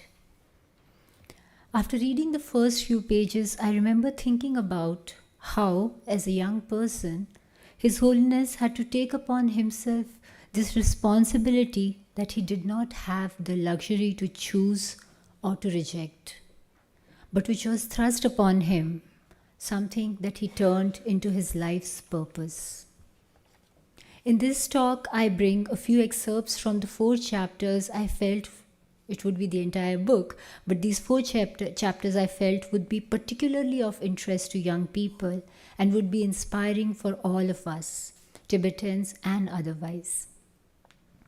The chapters practices I find helpful in the face of suffering, which is chapter 10, 14, what gives me hope, chapter 15, situation today and the path forward, and then chapter 16, where His Holiness makes an appeal and is entitled Appeal.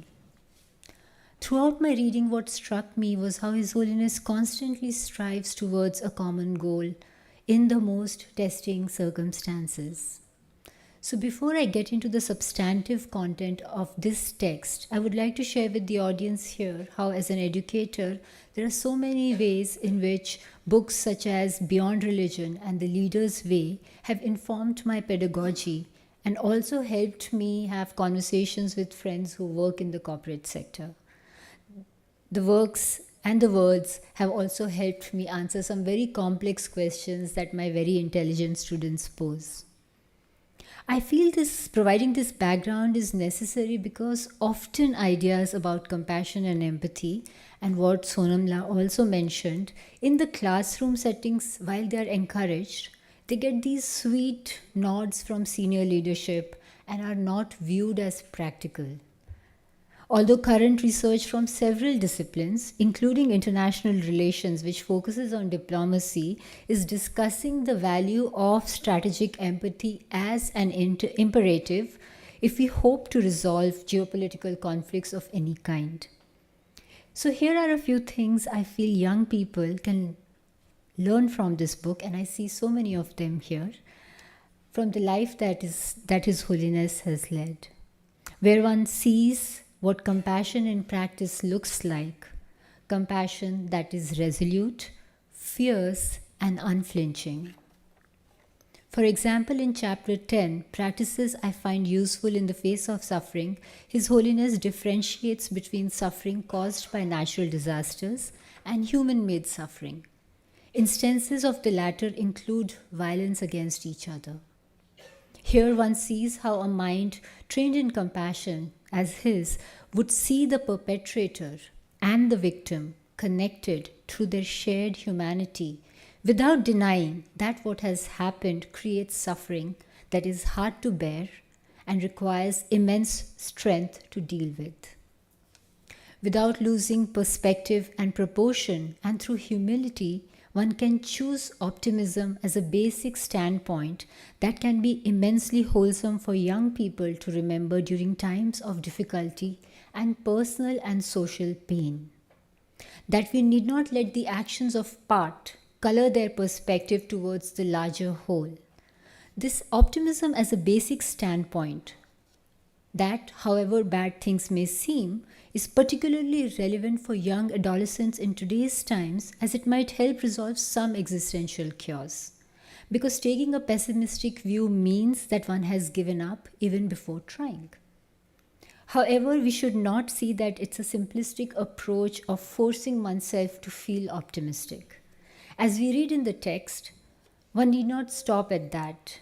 Here too we see that creating a state of optimism is as much a cognitive choice as it is affective, and they need to reinforce each other. So now the question is, how do we do this? Here, His Holiness tells us that we can introspect and affirm to ourselves the importance of accepting past success, and by that extension, to see a future that carries potentiality. Further, to extend this optimism by keeping our faith in humanity and never giving up, and maintaining an altruistic orientation to be the source of greatest strength and courage for ourselves and those around us. We see in this action how his way of thinking can give strength and fortitude, and what Venerable Professor Kaveri was saying about. And we see that through an image and also through a very vivid description of His Holiness studying for the rigorous Geshe Laram exams right in the midst of building tension between China and Tibet. Now I come to the chapter, What Gives Me Hope. And here we see how there is an emphasis on people-to-people solidarities that continue to overpower the diktats of any authoritarian rule. It is the emphasis on the importance of the middle way approach that entails trust, the path of strict nonviolence, and a path that is mutually beneficial as a real basis for resolving problems of local and global proportions. And then in several other places we find out how, through humor, reasoning and logic, His Holiness points to the contradictions in the words and actions of the party leadership. I'm referring to page 140 in particular. From this chapter, I also want to share a quote about a grandson whose father was in the cavalry that Ambassador Sinha also mentioned about. And I want to quote the precise paragraph where it begins. During one of my visits to Paris, I had a meeting with a group of Chinese that I shall never forget.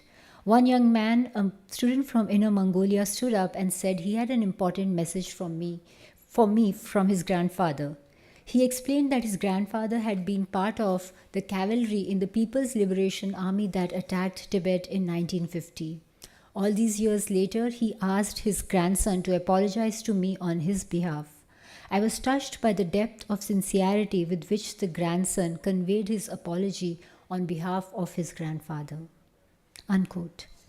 And yet, despite all the challenges and violence, and I can't even begin to imagine, because the way Sonamla evocatively pointed out, yet there is this feeling that the Tibetans and Chinese must approach, and there is this recommendation, this wholehearted way in which His Holiness must approach one another on the basis of equality and recognition of each other's shared humanity.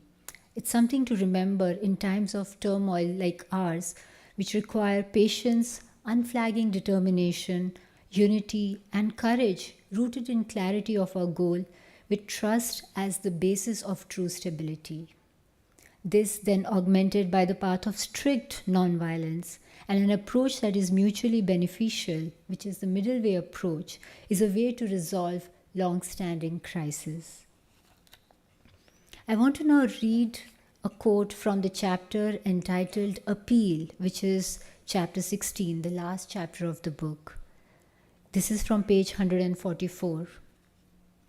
In more than 5 decades of traveling around the world, a key message I have shared from my culture is the importance of embracing the more compassionate parts of human nature, and how doing so will enable us to promote peace and happiness both at the individual as well at the societal level.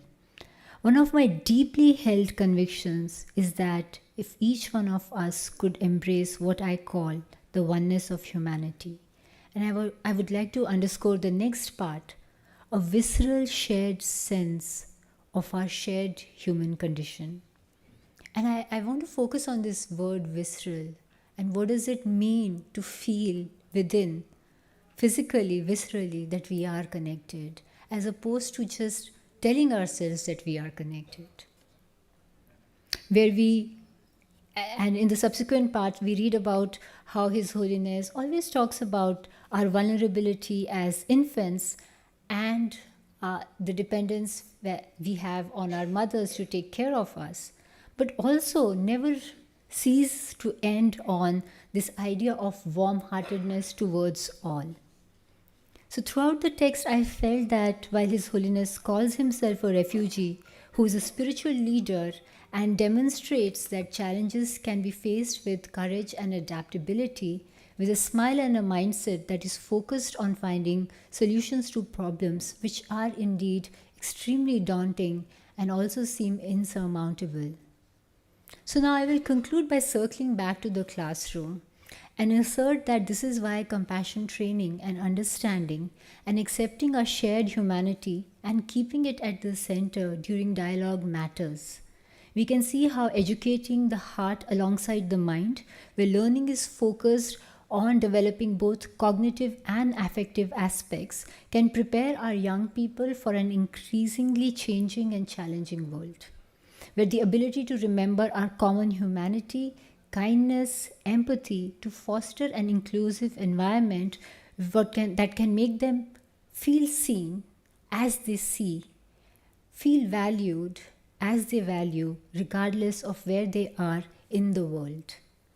His Holiness's life is a living proof of how an awareness of interdependence and interconnection of humanity and the sentient and non-sentient world would make us equipped to understand how diverse our world is, and how only a collaborative approach based on intercultural understanding, based on appreciation of difference, will lead us towards solving issues as big as climate change, increasing persistent inequalities and conflict, while ensuring inner harmony and tranquility. So this is why compassion, training, and understanding and accepting our shared humanity becomes extremely crucial for all of us, but for the young people as they hope to move forward in this world. I thank you all once again for your rapt attention and for this opportunity to speak.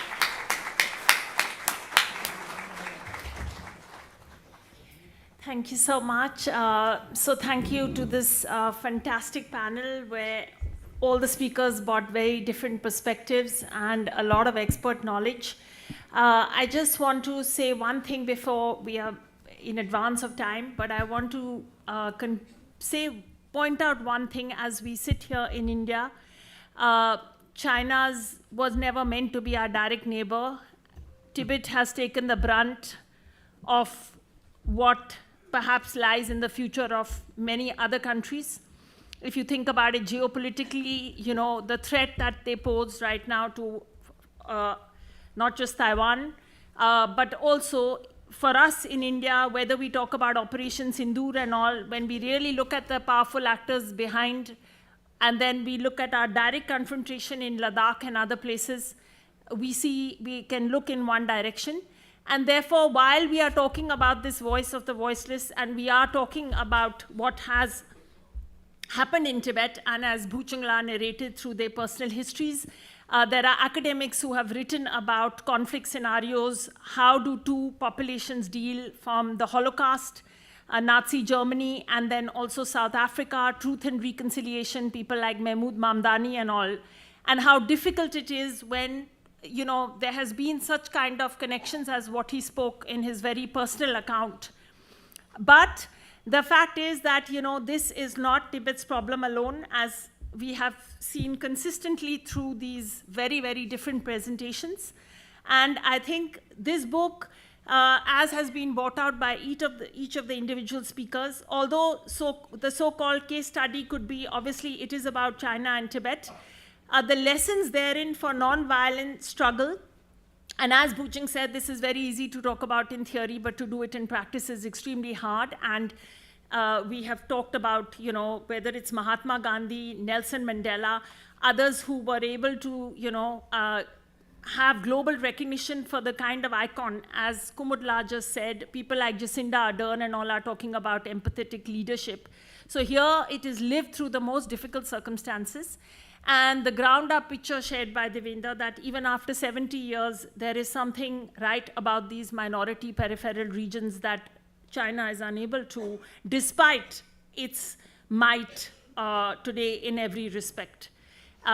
So I think we need to today, when we read this book is seriously a classic for nonviolent resistance. What does it really entail, and what, you know, as Bhuchung said, a blunt knife that doesn't really do, or on the other hand, as we are seeing with all the violent struggles, that, you know, an act that leads to another and another and another of violence, and that is a never-ending cycle where the Dalai Lama, what he is showing through his life and the experience of Tibet and what Tibet is living through even today, we need to look at that in a broader perspective. And we in India have to also stop thinking that it is only, you know, to help the Tibetans, because finally there is a lot that is bound up in terms of Indian knowledge, Indian security, and all of that with the fate of Tibet. So with that, I would like to throw it open for questions. Please keep your questions short and address it to the particular person that you would like to, or then for the whole panel. Thank you so much. And a big round of applause for this wonderful panel.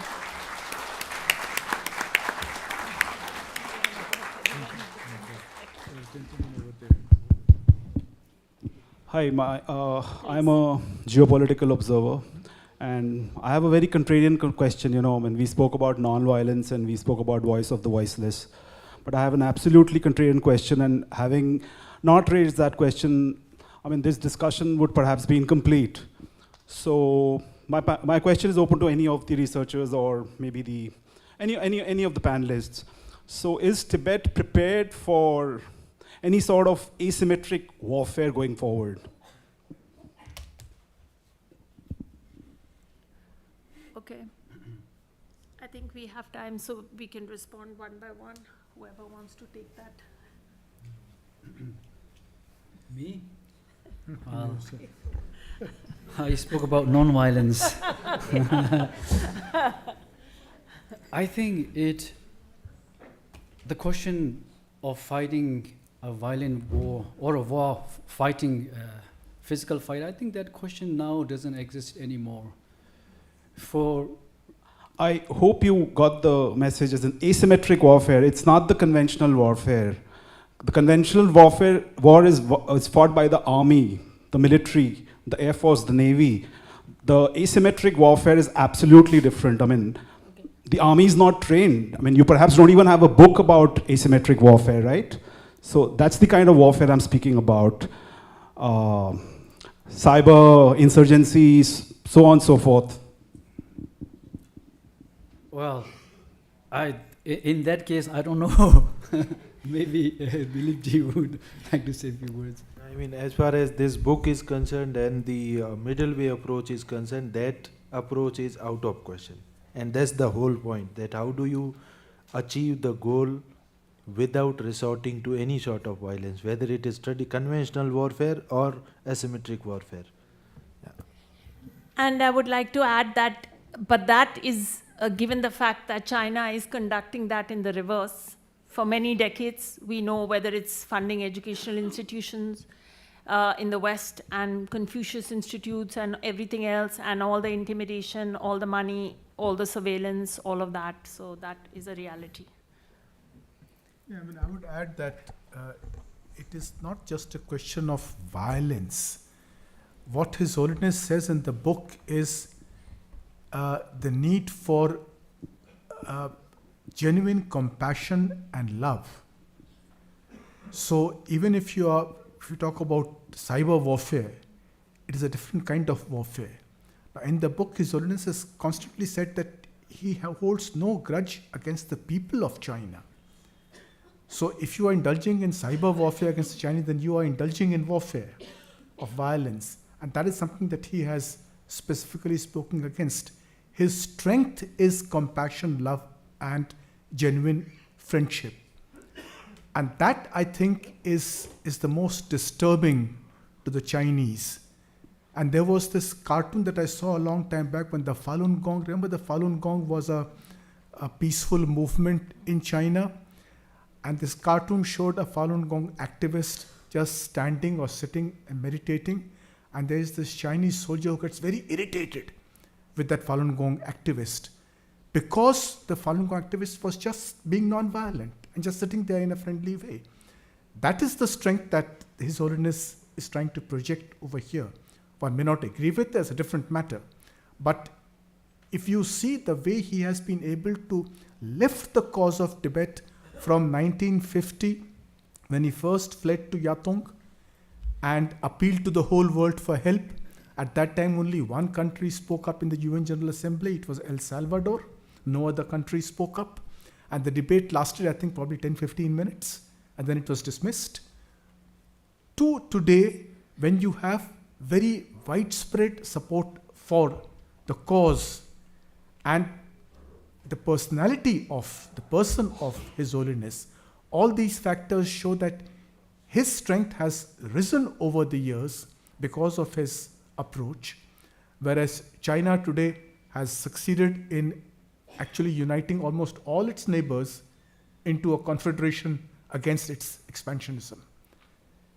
And China itself has gone through very turbulent times and given up some of the violent paths that it had taken, for example, during the Cultural Revolution or during the Great Leap Forward. So it is this victory that we should look at of the very special method and style that His Holiness has espoused in the book.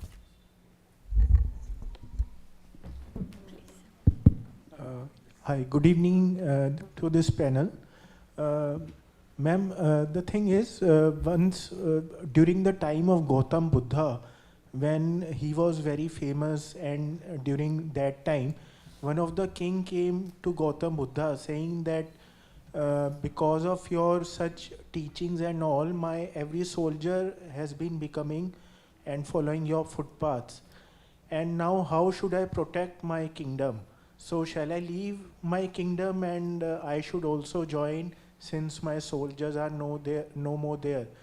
So what Gautam Buddha said, no, you should continue, and I'll ask your soldiers that your duty is to protect your kingdom. so they should continue.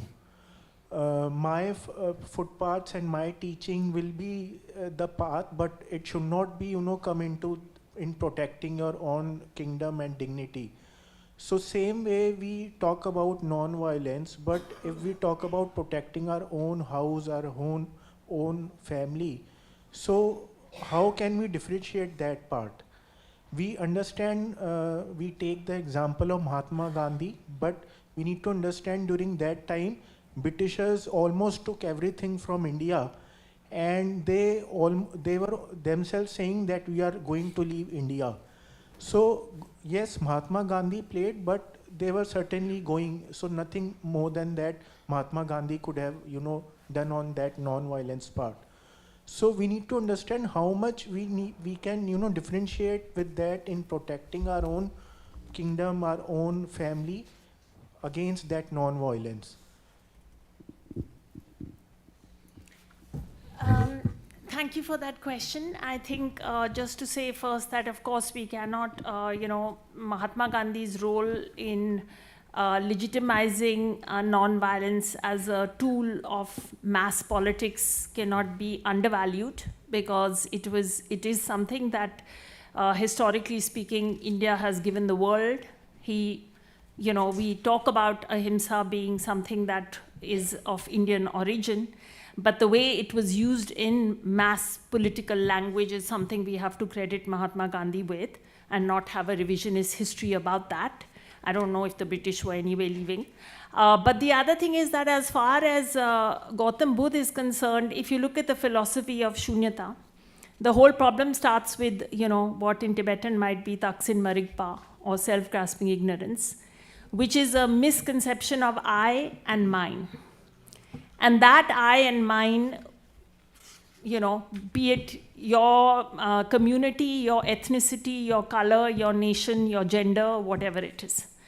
So from that standpoint, I think this notion, and you in particular are talking about national sovereignty and the political boundaries and everything that goes along with modern nation states, and a very realism view that states need to be strong to protect their territory, and in that violence is what is entailed willy-nilly. So I think these two have to be juxtaposed and put in that context. But of course I'm not saying, as Bhuchung just set out, it's easy for me to sit on the stage and talk about I and mine and overcoming that, but I have not also, many of us. But that would be, from that positionality, and definitely the Dalai Lama has gone beyond just speaking for Tibetans, right? And he is very much also speaking for all Chinese. As the texts say, and he himself has demonstrated, that you divorce the actor from the action, and on top of that, you cannot associate all Chinese with the actions of the CCP. And as Ambassador Dilip Sinha said, that as what is also, given a stature to the cause. If anybody else. And maybe we could also think about it in terms of rejoice, right? That when certain actions have to be taken in the name of duty, and there are consequences where lives are lost because violence is entailed in those actions, do we rejoice what happens? If we rejoice, then I think that's where it goes, it transgresses beyond duty. It becomes a violent act, both inherently as well as externally. And since you mentioned the Buddha, I want to give another example where there is this butcher who had to kill animals for a living, and to which, when he went to the Buddha's advice was that, okay, for 12 hours that you have to kill, you have to do what you have to do, but for the remaining 12 hours, ensure that there is no harm caused to any life. So when we think of going back to the Dhammapada or to those anecdotes or parables that you are invoking, it's a broader context within which those instructions are given, not at the expense of condoning that violence, but giving advice to a king who needs to do what they need to do in that particular social context. But at any point, does that mean that we condone violence, that we rejoice in the violence that has been incurred? I don't think that would be the Buddha's response. That question comes up again and again within the Tibetan intellectuals. Tibetan writers from inside Tibet have written about this at length. And Tibetan intellectuals outside Tibet have also written about this, asking whether the fact that Buddhism was introduced to Tibet in the 7th century and subsequently whether that has declined or led to the declining of Tibetan martial spirits, Tsembe Nyingdop, as we say, of the Tibetan imperial power and strength. We haven't found any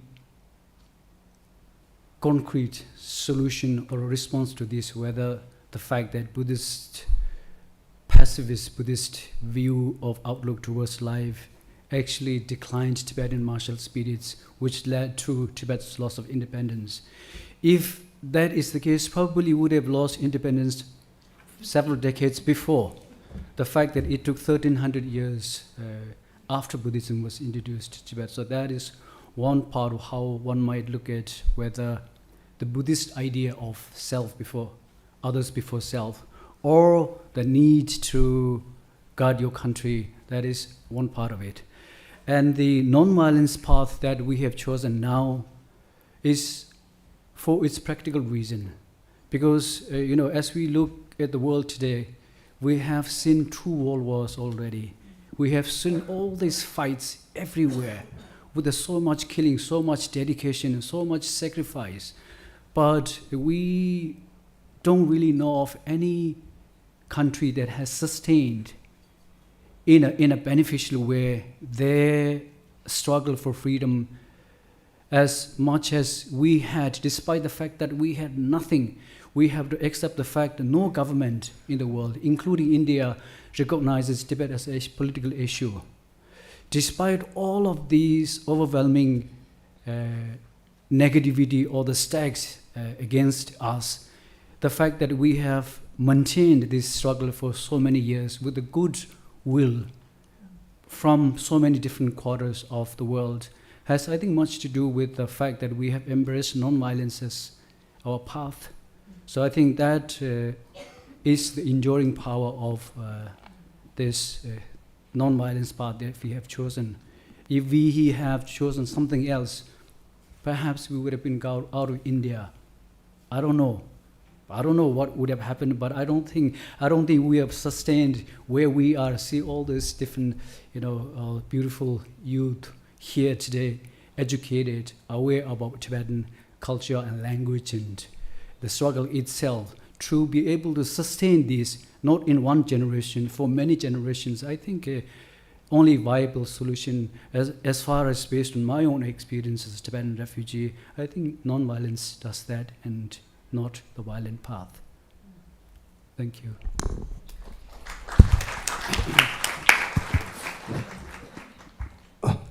Mic here, please. Hello. There was a hand up here earlier. Yeah. Can you give the mic?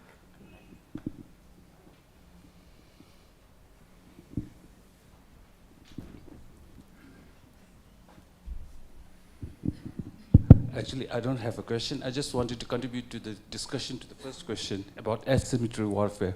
What could be, usually, don't look at it in the conventional sense.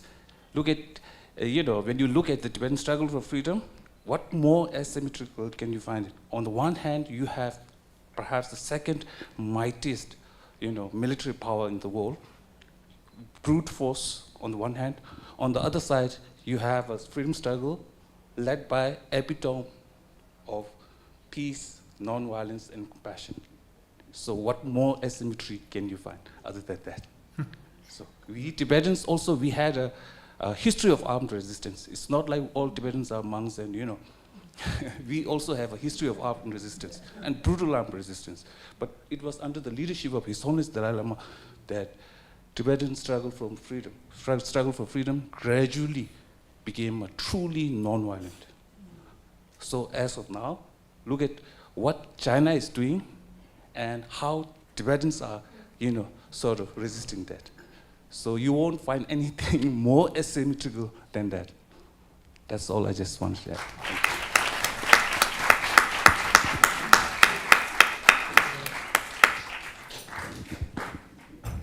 I live nearby Tibet Hospital, Rohini. It's quite good that His Holiness has said earlier, a few days back, I'm son of India. We appreciate it, we honor it. All Hindus, all Indians, we clap for it and we appreciate all that. Can we do a little favor that we should celebrate his birthday as Compassion Day or as Day for the Voiceless in whole India as well as in the world? That will be a great honor for him. Thank you.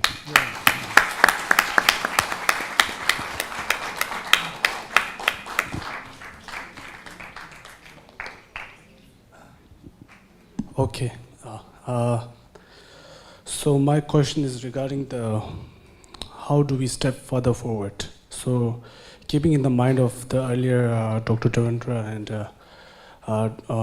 Ambassador Tibettv talk about this Chinese issues of Tibet with wearing it out and making it much longer and waiting for something which they feel that where a Tibetan should or more or less compelled to comes under their policies. So with keeping all these Chinese policies from 1980s until now about the negotiations, and right now we were about His Holiness books on Voice for the Voiceless. My question is regarding how, as a people of India and asili of Tibetan, how should we move further forward, especially in the terms of like a huge global migration crisis, and more about when you think about Tibetan whose institutional lives in whose institutes are based in India. So, what do you think about sustaining those institutes with relationship with Indian governments? How Indian governments also has a potential to change the current scenario. So, thank you. Okay, let me try to answer that question. There are several aspects to what needs to be done, what can be done. I'll go into the historical aspect a little bit, and that is, you go back to the 12th century when there were invasions taking place in India, and the abbot of Nalanda University took hundreds of manuscripts and books across to Tibet because his university was under attack here in India. Later, when the Chinese invasion of Tibet took place, then people came from there and took shelter in India and brought with them many books which were very valuable for us because many of those books had been lost in India. So there is this cultural connect between the two countries where each country has helped the other in time of need. So today, when Tibet needs India, I think in India we should have greater studies, that centers that we have set up to ensure that Tibetan culture survives this period of difficulty. As far as the question of the political issue is concerned, there I think the whole world recognizes the human rights aspects. There's also the aspect of self-determination, which is there in the UN Constitution, in the UN Charter. I think we need to keep emphasizing that a people have the right to self-determination, and that should be given. And this is something that all countries can support, and that should be held up and supported by everybody. So based upon this, one has to keep the issue alive, because as you mentioned, we are dealing with a country that's extremely powerful. It's the second largest military power, and its own repression in its own country is such that it cannot admit of any kind of freedom, let alone to Tibet. It can't give freedom to its own people. The people of China themselves are facing the repression of the regime. So in this kind of an environment, one can only keep emphasizing the rights that modern civilization has developed, which means human rights and self-determination, and keep pressing the points, and then hoping that at a certain point in time, a change will take place. And that's the time when all these values that we are espousing today, the institutions that His Holiness is developing among the Tibetan people in exile, democracy, parliament, the cabinet, all these will become relevant when that time comes. Because that will be the time when these institutions and this respect for the democratic procedures will become very important, because the stability of the country will be will come about only from these institutions. Okay, on what do we do about going forward? I'll only add one thing to what Ambassador Sinha has said. That I see that there is a possibility for political solution, and as in the book, the Dalai Lama says that there is a lack of political will, but there might be possibility in the sense that China do want the Dalai Lama to come back, and that is for making up the lack of legitimacy. So I think we should hope for better and keep doing what Tibetans are doing. Yeah. That's a good question. I think firstly we have a window. His Holiness has said he'll be around till 130, so maybe a lot of us depart before then. I think in this time, before focusing on the arrival of the 15th, from India's perspective, from a geopolitical perspective, if you look at it from a spiritual, religious perspective, I think Tibetans, Himalayans, Buddhists of the world don't need to be told who they are going to respect as a religious leader, right? Because that flows from a different sensibility and understanding. So no matter who is named officially as X, Y, and Z, the fact that even today, even in China, some people have to be paid to go and attend the teachings of some lamas, and still nobody's going. That is one thing. I think from India's geopolitical perspective, the fact that all our relations with China is a zero-sum game, whether it's on the Ladakh border, whether it's now in Operation Sindoor and what went on behind in terms of support to Pakistan and all. So I think we need to see what are our gains from keeping things wishy-washy. I think if we stand behind His Holiness's statement that the 15th Dalai Lama is up to the Gandhin Phodrang Trust and nobody else, for India's own benefit. And why? Because the presence of His Holiness here for 7 decades has meant that there are a lot of Buddhist institutions now that have been set up that are structurally Himalayan, Ladakhi, all of this, and including Mongolian and everything. And therefore, it is in India's interest, because this is for us totally free to just keep that up, right? All we need to do, as Ambassador Sinha saying, that material is there, those living traditions are there, those institutions are there. So we need to put in some effort to maintain that, because that will serve us. It will serve us on our own borders that are still within India, for that, let alone anything else. That would be. Well, since we have a number of young Tibetans here, I think it's really, really important. There's a famous Tibetan master who said, "It is the fools who go looking for happiness outside of themselves. It is the wise who look for happiness within themselves." I think there's a lesson to be learned in this. Most of the time, we always look for outside to see what will they do, what can they do for us.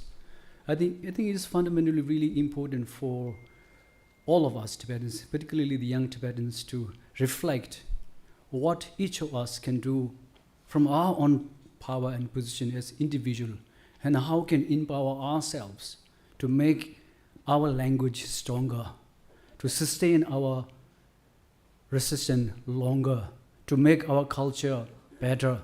How can we innovatively change ourselves, fine-tune ourselves, innovate our culture and way we look at life. I think these are fundamentally important because as long as we sustain ourselves, times will change. As I said before, nothing is permanent. Things will change.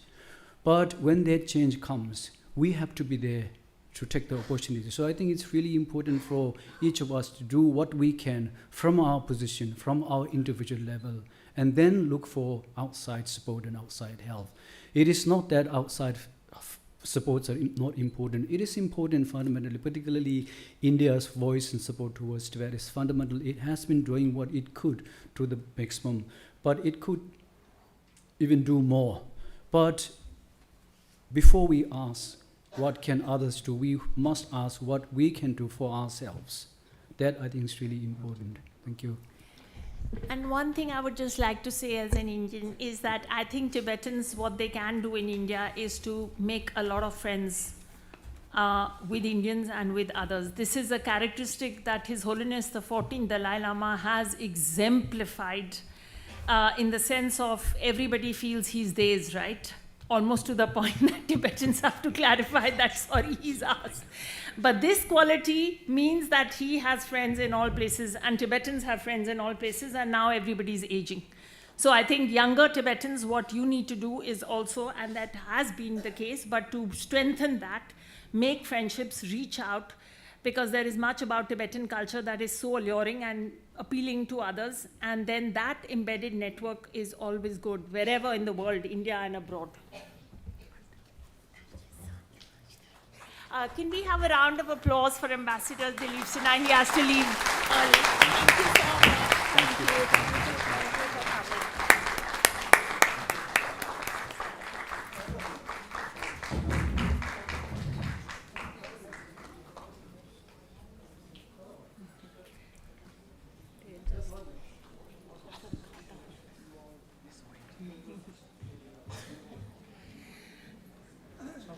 I think if there's no burning questions, then...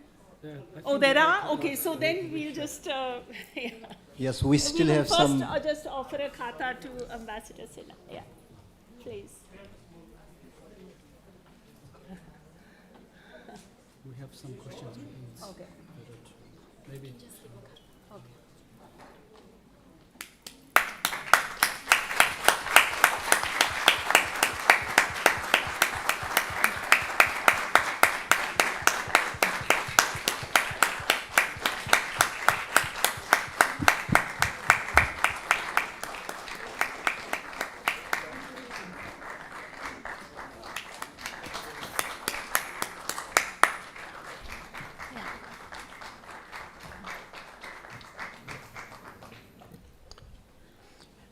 Dilek, thank you for the wonderful speech by every speaker. And my question is to any one of you, as well as all of you. After reading the Voice for the Voiceless whole book, in your opinion, His Holiness Dalai Lama is still advocating for the middle way or something else? Thank you so much.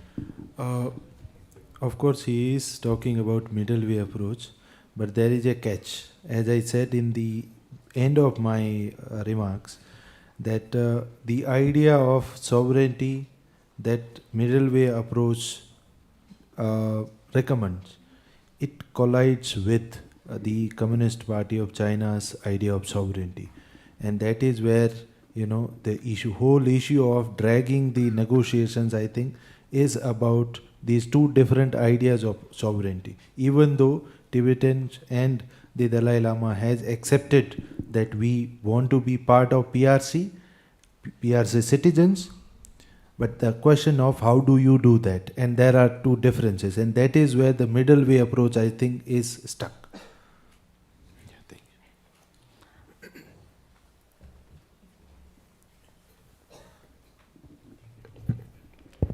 I would have asked you to clarify what you mean that is there more than the middle way approach. However, based on how I understand your question, I'm going to respond to it. As I said in my talk that I primarily looked at it as an educator.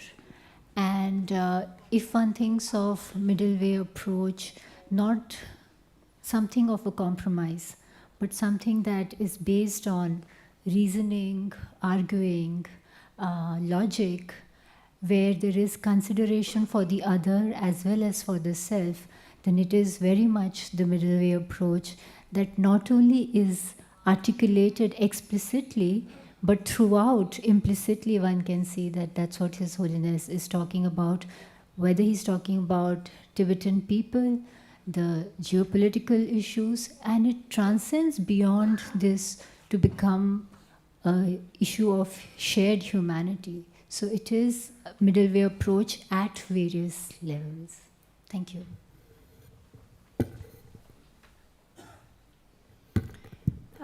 That's a very interesting question. Of course, we all come with our own positionalities and perspectives. That is the Prasangika Madhyamika view. Our whole world view is that. But I will say definitely reading this book and teaching it to many students, definitely it's a middle way approach reiteration. And why do I say, I will only qualify that by saying it's middle way approach as both principle and strategy. So principle, yes, that is the foundation. But then there is also a strategic element there. I think that His Holiness displays an understanding of realpolitik that is absolutely extraordinary, given that he never had a modern geopolitical education.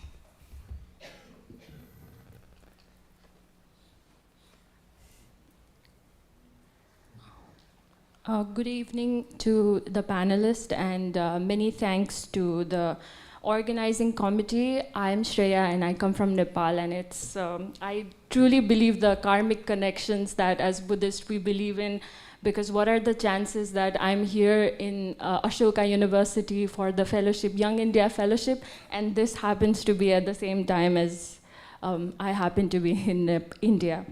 So the first thing I'd like to say is not so much a question. I would like to really, the first thing that I felt while coming to Delhi was the unbearable heat, and I can only imagine how Tibetan people have wonderfully resisted this many years away from home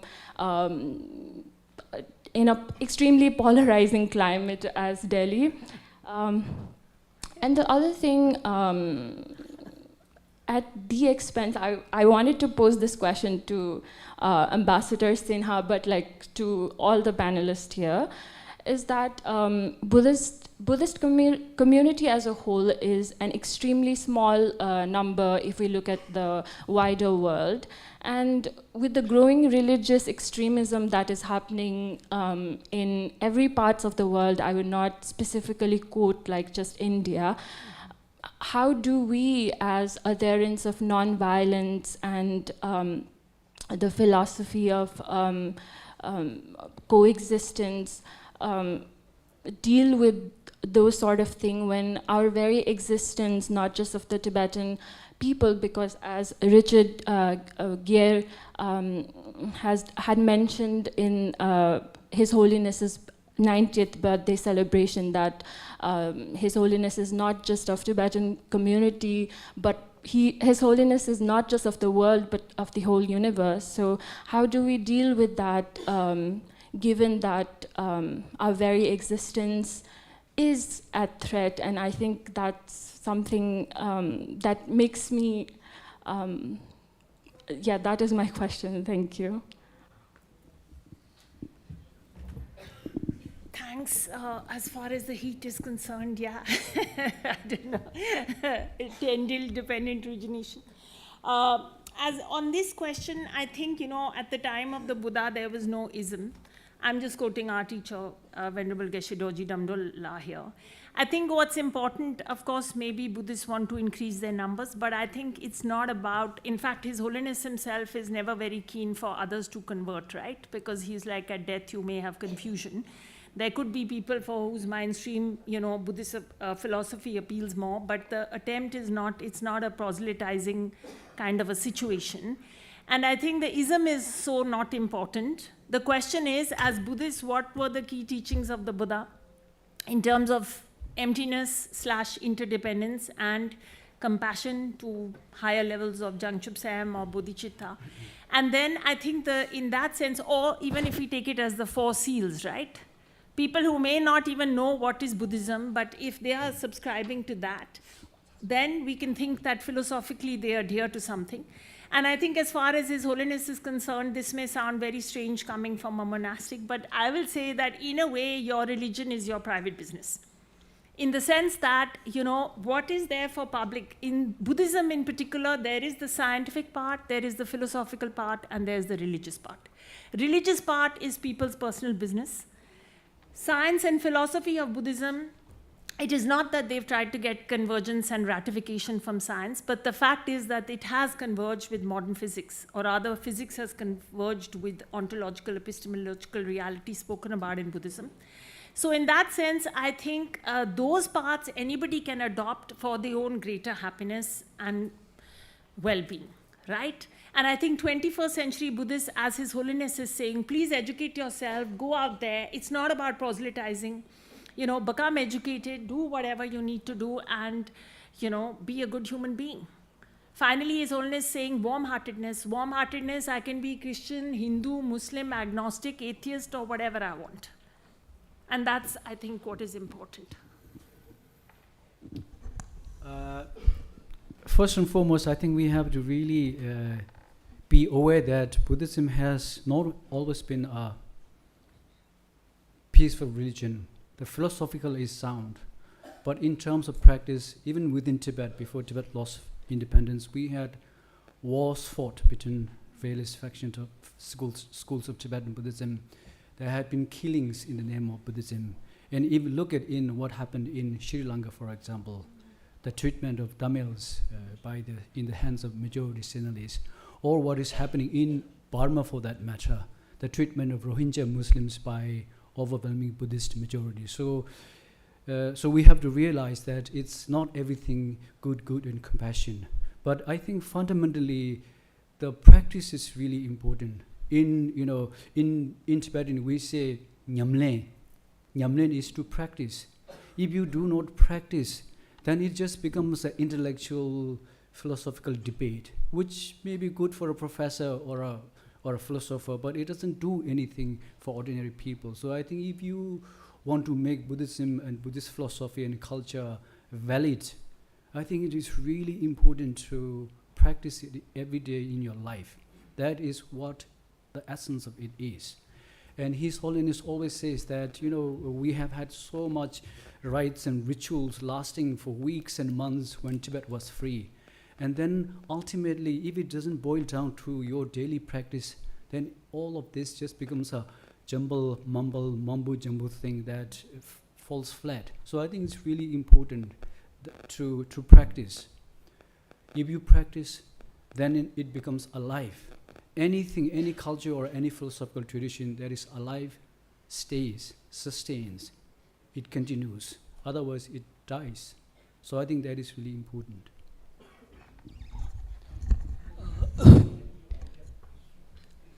Thank you so much for this.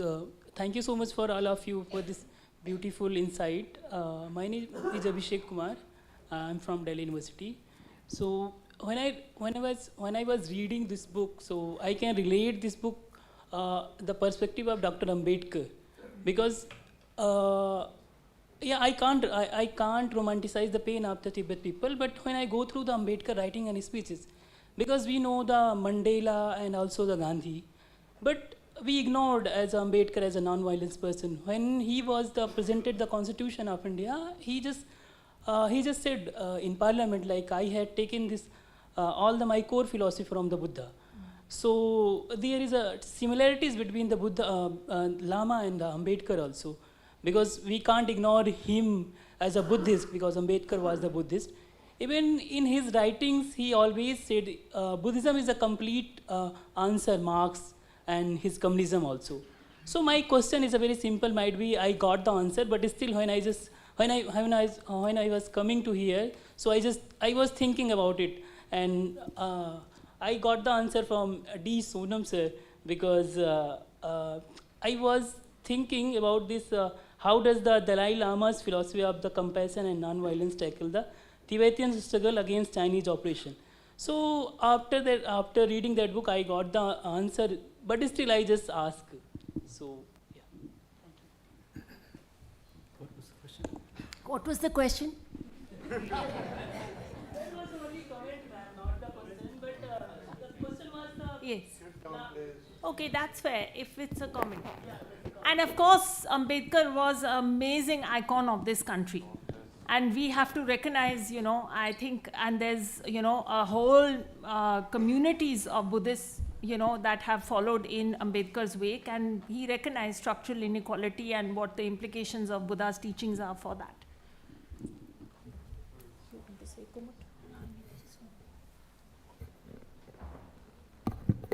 And also in his text, Karl Marx and Buddha, he talks about how what the Buddha's notion of the ideas of interdependence or non-harm or wishing well for people. So he takes certain ideas, juxtaposes them, and then points to how Karl Marx's approach, which does talk about a certain kind of revolution which is meant to result in emancipation, does not take into account the cultural values of people. And if we look at other thinkers who have talked about it, that when you try to change something by force without changing your consciousness, your mind, right, then you cannot think of equality, you cannot think of equanimity. And that is where what Sonamla said about your practice, your daily practice, and how you show up in the world, where there is one-to-one compassion that we extend, and we also ensure that there is no generalized hate towards the other, right? So these principles of compassion, which very clearly even Ambedkar talks about in his work, is something that he finds missing in the work of Karl Marx. And I want to say one thing from this Marxian perspective, because having trained as an economist and have a lot of Bengali Marxian friends, I would say what Bhuchungla said earlier about the brutality under communist socialist regimes. His Holiness talks about it in the book, right? That as far as economically, even he's a Buddhist socialist. But then what Marxism, Leninism, or at least in the name of Marx, and Stalinism, the brutality and the loss and death of people, and that's something Marxian sympathizers often don't want to get into that discussion. I think it's romantic from far, but again, experientially, I'm not very sure.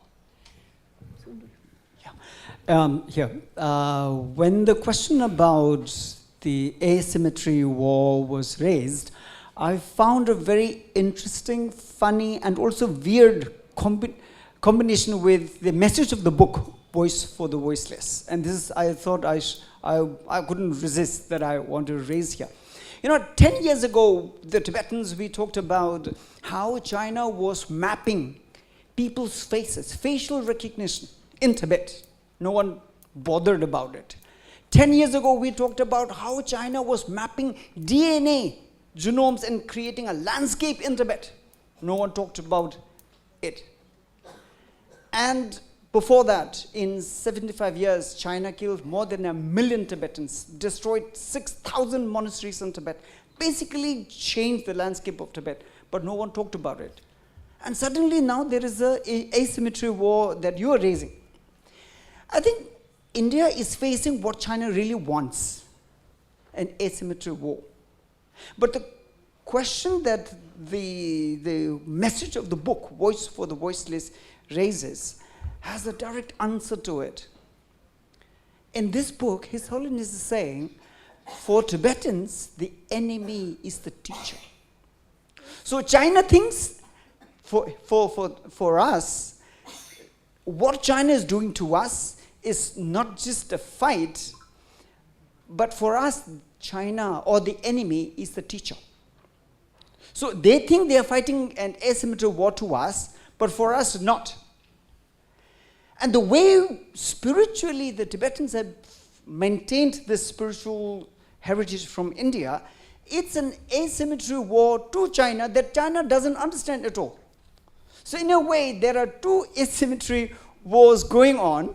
Therefore, I was saying it's a funny and also a weird combination here, that the message of the book has such an important and grave message to the world for Tibet and also to India. This is, I just couldn't resist that I had to say this. Thank you.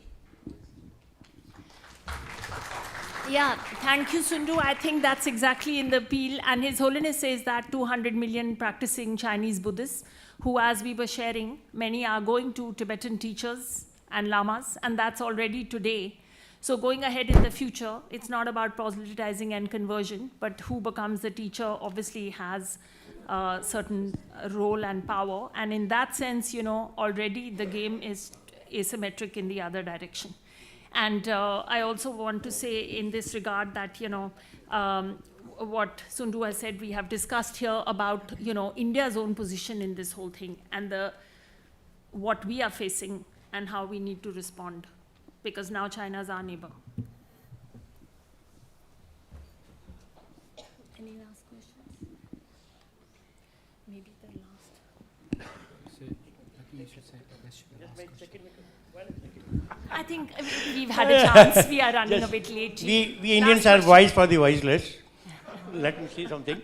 I have a complaint as well as a wish, but I'll speak next words in my mother tongue, that is Hindi, because I want my daughters from Tibet hostel, etc., should learn Hindi properly if they want to live happily in Delhi. They should attend. मैं हिंदी में ही बोलूँगा. अभी मैं एक घंटा तक बस में था और मैंने देखा सारी लड़कियां बिल्कुल चुप, इतनी चिड़िया, इतनी मोरनियाँ या इतनी बुलबुलें बिल्कुल चुप. मैंने मैडम को बोला, मैडम मेरी अगर हिंदुस्तानी लड़कियां होती यहाँ की दिल्ली वाली तो सब गाने गाती चलती. अच्छा, इनकी हिंदी बहुत अच्छी है जी. इनकी साउथ इंडियन हिंदी बहुत बोलते हैं तिब्बती लोग. अभी लास्ट क्वेश्चन के लिए कभी भी कोई कंप्लेंट हो, we Indians are with you. कोई भी आपकी पुलिस की कंप्लेंट हो, कोई किसी की शरारत की कंप्लेंट हो, कोई पासपोर्ट की कंप्लेंट हो, कुछ भी हो, हम आपके साथ हैं, हमेशा साथ हैं. Thank you. Last question here, and then over tea you can discuss more with panelists. Good evening, everybody. Myself, Dr. Dhammadip Wankhede. I am from Department of Buddhist Studies, University of Delhi. Really, one comment and one question. That is, His Holiness has set the example not only as a non-violent in political sphere, but he has also given a voice for Buddhists internationally. So he has revived the Buddha and given the best example of practicing Buddhist in the worldwide. So it is because of his struggle that we could see that a really living Buddha among ourselves. And another is revisiting. The question is directly for Venerable Kaveri Gilla, that revisiting Buddha's time. Buddha had separated Raja Dhamma and monastic Dhamma, Bhikkhu Dhamma. So somewhere that separation, what was there as expected by Buddha, was there, it was disturbed, or somewhere it was ignored, or during the time of span which led to the destruction or the plight of the Tibetan government. As I can compare this same with the destruction of the Vaishalian Republic in the time of Buddha. Thank you, Ji. Thank you so much. I think on the first comment, what you have said, His Holiness has been recognized. Globally, he's recognized all the audiences from East Asia. This is again something India needs to take more advantage of, because there again, as I said earlier, the sensibilities of people, he's in Ladakh, people are mobbing him to meet from every part of Himalayas. So the amount of ambassadorial role he has played on India's behalf to raise our stature as a land of the Buddha, this is immense. And you know, we have to thank you for your tribute. And on the second question, I think the Buddha did give a lot of advice. In Buddha's time, then Aryanagar, Buddha's own life story, he gave advice to many ruling kings how to able to be both practice and be a practicing Buddhist and as well be a ruler. And then when you see Arya Nagarjuna and others advise Precious Garland, advised Letter to a Friend, advice to Kings, there is a lot of material there. So this separation between Rajadhamma and Vinaya, and again, if you say that Tibet was lost under monastic rulership, then you also have to take the examples of the 5th Dalai Lama and all, where Tibet was established under also a monastic ruler. That was the time of the greatest expansionism as well. So I think that thing doesn't hold so much. I think you need more skillfulness to be a leader, and to this, I think certainly as this book illustrates what it takes to maintain completely a simple Buddhist monk, as His Holiness calls himself, and keep with the Vinaya rules, and then do the kind of job that he has had to do in the political sphere. I think for that you need to be a Mahayana, Jangchup Sempa, Sempa, Sempa, Sempa. Many cannot do it. Thank you so much.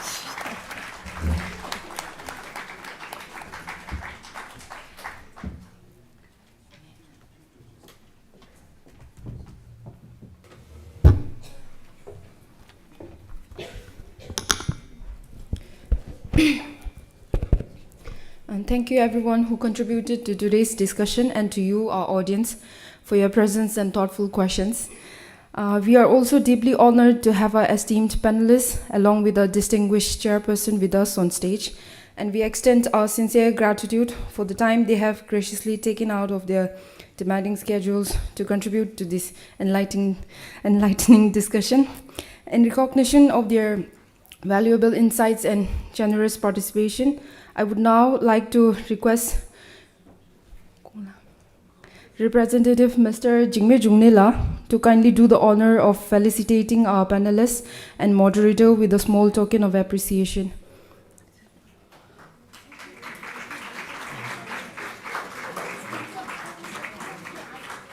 Please wait for 2 minutes.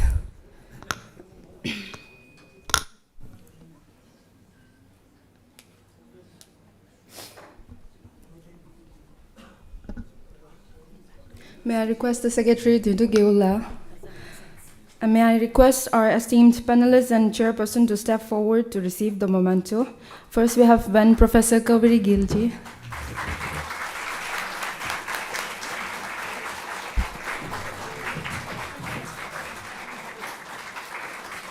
Dr. Devendra Kumar.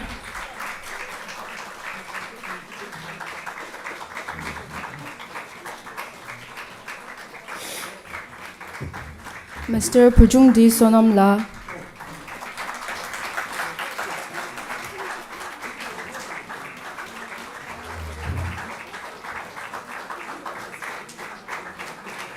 And Dr. Kumud Bhansali ji.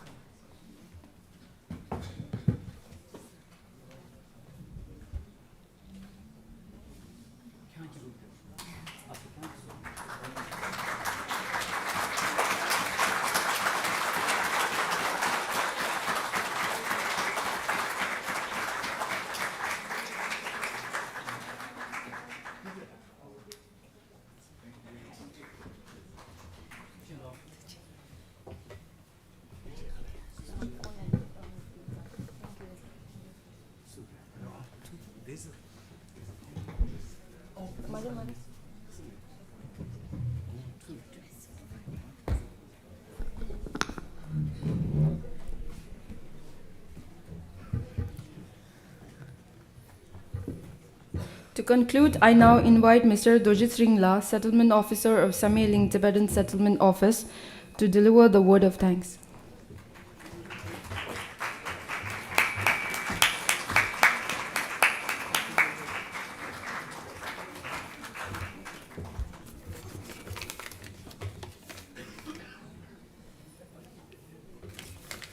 Respected Mr. Jimmy Junila, the representative, and Mr. Thundu Gyawla, the Secretary, Bureau of His Holiness the Dalai Lama, and the Chairperson for the event, and the distinguished panelists and esteemed attendees. As we come to end this meaningful panel discussion on Voice for the Voiceless by His Holiness the 14th Dalai Lama, it's my honor on the behalf of Organizing Committee to express our sincere gratitude.